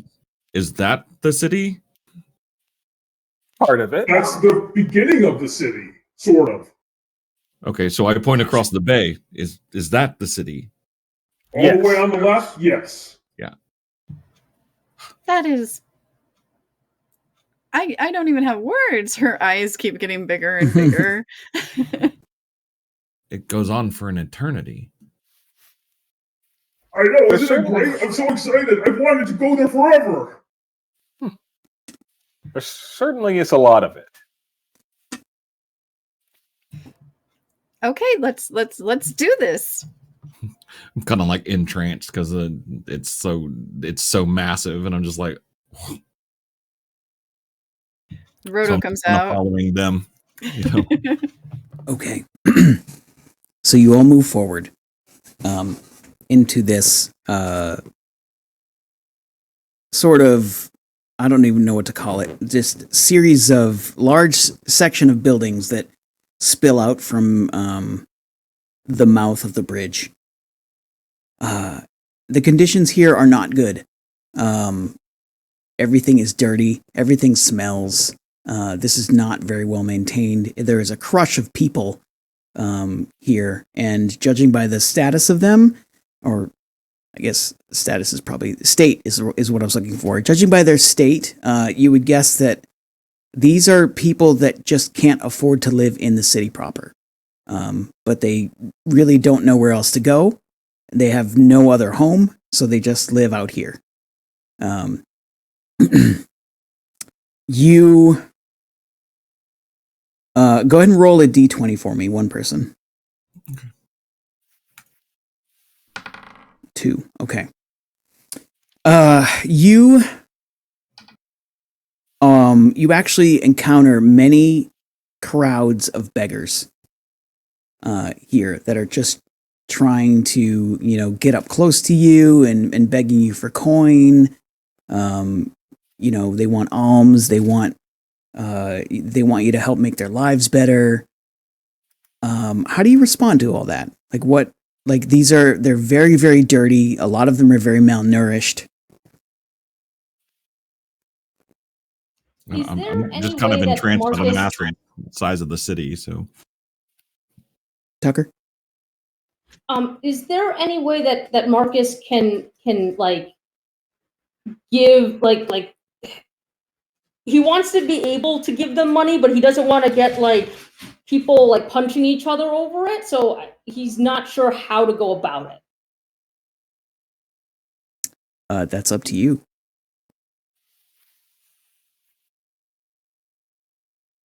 Make an intelligence roll for me.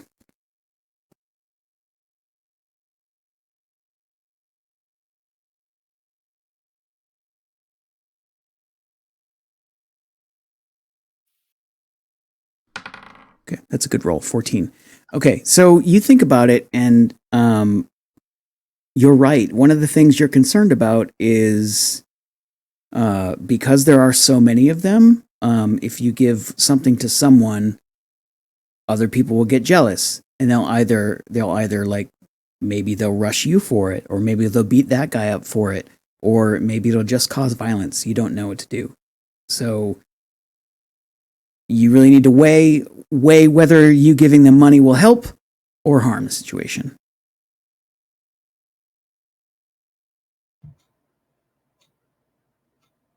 So can Nixie chime in with an idea? It depends on whether, I mean, if you're thinking about it, yes. But if Marcus had voiced any of this out loud, I need to know that. I think it'd be very clear on his face, like given like how well they know him. Okay, that works too. So Nixie reaches over and she's like, maybe there's somewhere in that big place where we could like donate or buy a bunch of blankets or something and have them sent to these people instead of, I don't know. It just seems dangerous just to give something. Yeah, so keep in mind there are a lot of people around. There's tons and tons of people around. The crush of people is something that you are not used to. And you as you say that, you hear a couple people or you see a couple people like their eyes perk up.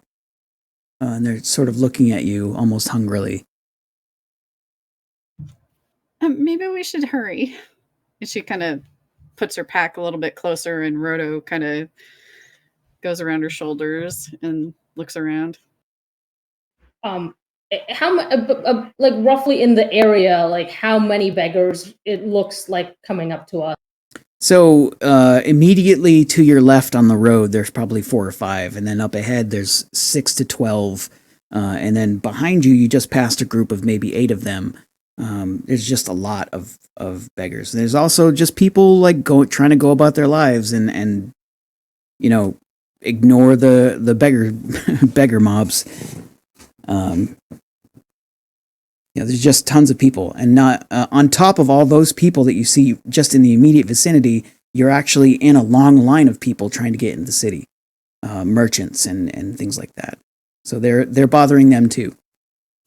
Not that it's a bother to you, but they're trying to get money from them as well.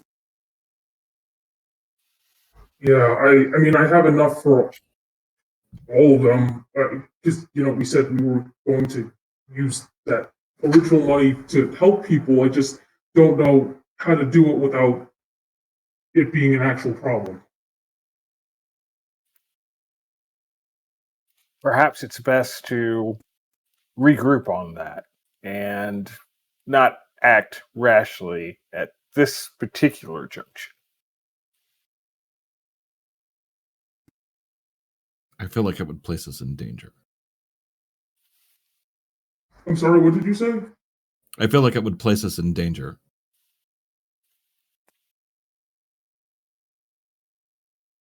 I suppose. Perhaps we should push farther in and find a safer place to have a discussion. I mean, we're in the line to get in. Mm-hmm. It's moving forward slowly.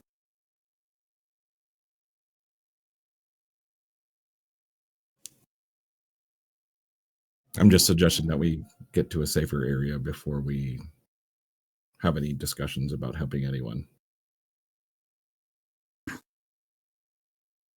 Okay. If we're not doing anything, then we can move this forward a bit. You wait in line. People are let through. And about 3 people ahead, 3 groups ahead, you can hear what they're asking for. You hear them ask for travel papers. You hear them ask for entry fee. And things like that. And then the next person comes up. Same questions. Travel papers. Entry fee.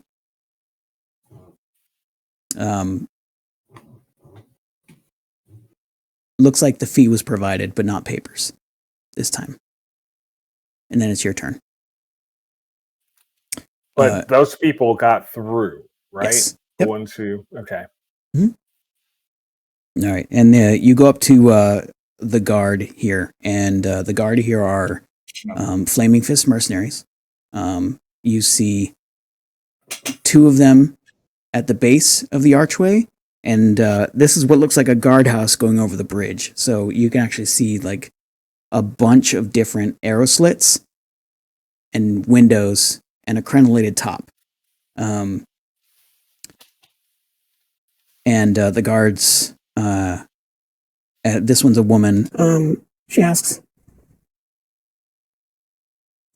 travel papers? I apologize profusely, officer. I don't seem to have my papers on me at the moment. However, if there is a fee, a fine, something along those lines that we could pay in recompense, then please let me know. 3 gold per person. Marcus opens up his pouch that has the group money in it and hands over 12 coins. Thank you very much. I believe this is what you're looking for. Great. Welcome to Baldur's Gate. Okay, hold on a Thank second. you very much. Wave you on through. I lean over to whisper to Marcus, maybe we should give their property here. Do you think? No, because these are a bunch of guards who are going to attack us for no apparent reason. We should go to headquarters and talk to someone in charge. Fair. Okay. You're waved on through, and you now have access to the Wyrm's Crossing. You can actually see ahead of you beyond the large massive buildings that is clustered on the crossing itself.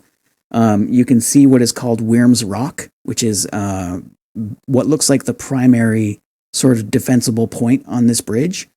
And you are well on your way to Baldur's Gate, but it's also 11:30, so why don't we stop here? Okay. I feel like this is a good spot. Agreed. So I hope you all had fun. Before we jump into anything crazy, I'm going to play a quick video that a good friend of mine sent me today. If I can find it again. I lost it because I'm a jerk. I thought you were going to have all of our videos spliced together for the break. I was. I haven't gotten all of them, so I don't know if they were sent to Luca and maybe they just haven't made it my way. If you'd like, I can wait. I'll wait. How's that? Oh no! I mean, I would love it because I only have so much time. But I thought I was the linchpin, so I was like, no, I'm going to get this done, but also the Puppy Bowl. Okay, well, I appreciate you getting it done. Puppy Bowl is cool. All right, let's just jump into highlights then. Sound good? Yeah. Quick highlights, starting with Arathis. I almost lost my family again tonight. That fight was intense. Dangerous world out there, buddy. Wow. God, this combat is just, it's been amazing, and it's been a lot of fun. So, I mean, I can't say I was disappointed. I mean, I was at the edge of my seat the whole time. So I loved it. I had a lot of fun.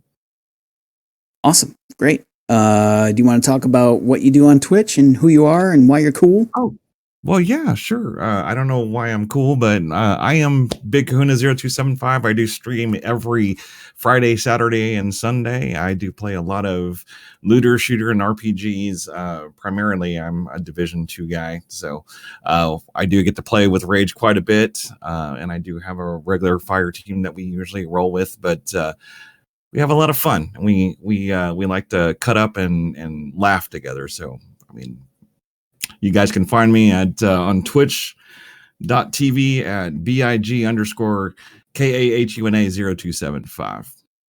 Yeah, he's pretty all right, that guy. Thanks, man. No problem. Oh my God, Oshana's here. She's like, I know. He has moans on his stream. Anyway. Damn it. God damn it. Get out of here with that shit. So it's Beacon's turn now. God damn you. It is my turn. God damn me. My name is Player1ATX.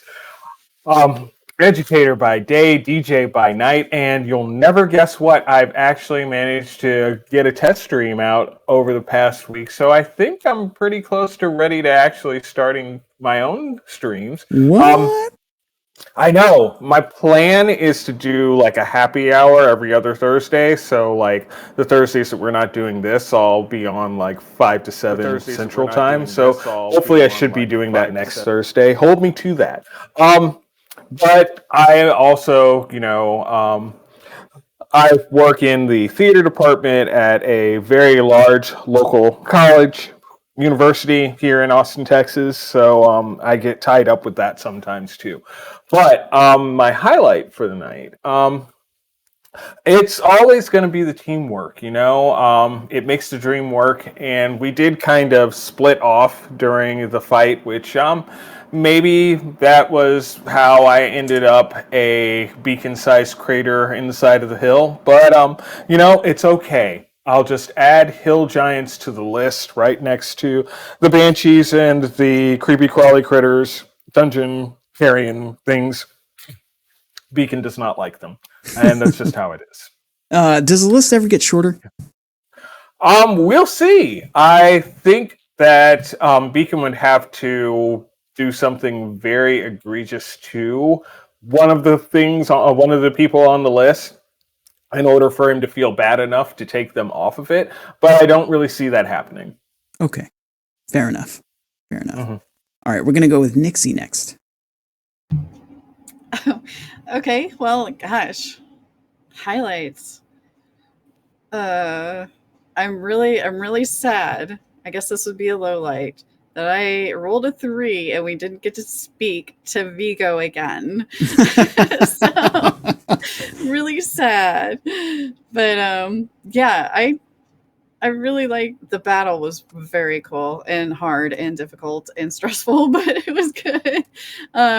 But just the nickering, the nitpicking between everyone, it's just like a family. I swear to God.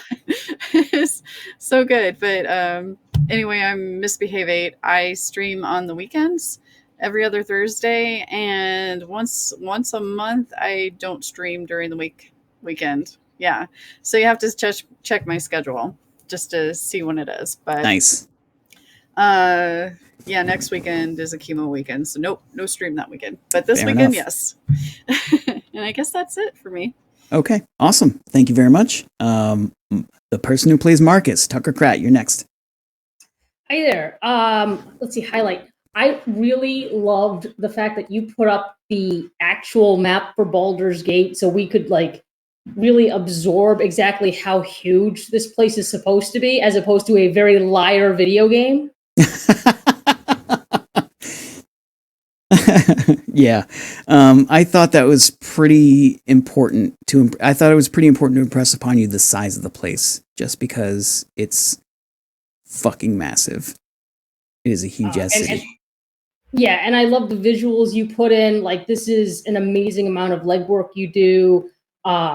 Marcus has been super excited to go to Baldur's Gate. Now I'm super excited that he's in Baldur's Gate.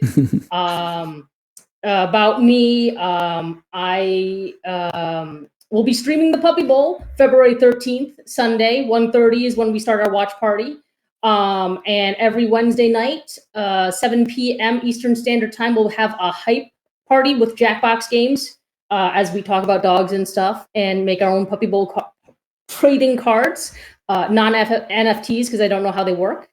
And catch my Instagram, instagram.com/bark_about for pictures of all the dogs that I watch. And thanks for joining us. What was the word that you used in your video? Something about popularity? Okay, all right. So discovery.com or Animal Planet has a popularity playoff for some of their contenders. So every week you vote for which dogs you want to make it into their bracket, and which will also be part of our very important discussion on my Wednesday night streams. Awesome. I love that. That's pretty cool. Okay, are you guys going to stick around for a little bit of talk after? Is that a thing you guys want to do? Yeah. Nods. Okay, cool. I guess I should probably tell people who I am. Maybe. Hi, I'm Rage Mage. I put this stream on, and sometimes I do art stuff, and it's cool. I guess my moderator is shouting me out. That's weird on my stream. Anyway, if you need graphic arts or emotes or anything like that, let me know. I suck at doing this, so I'm going to stop right now. This has been a great stream. I love you all, and I had a lot of fun. My highlight was smashing the shit out of you with a giant. I'm not going to lie. I loved it. It felt good. It was fun for me to put a very possibly deadly encounter in front of you and have you all smash it. So you all kicked its ass. Good job. That was cool. It was good for me. And I hope that you had fun with it. And again, Tucker, I want to apologize for the misruling that I did earlier. So sorry about that. Okay, that said, we're going to go. And we'll catch you next time. I stream sometimes during the week, but mostly these are bi-weekly games. I also have a Star Wars game that goes at least once a month. So check my socials for that if you're interested. Otherwise, just come hang out with me when I stream. And I'm going to go now. We'll talk to you later. You guys are cool. Goodbye. Thanks for watching. Yeah, thank you. Good night, everybody.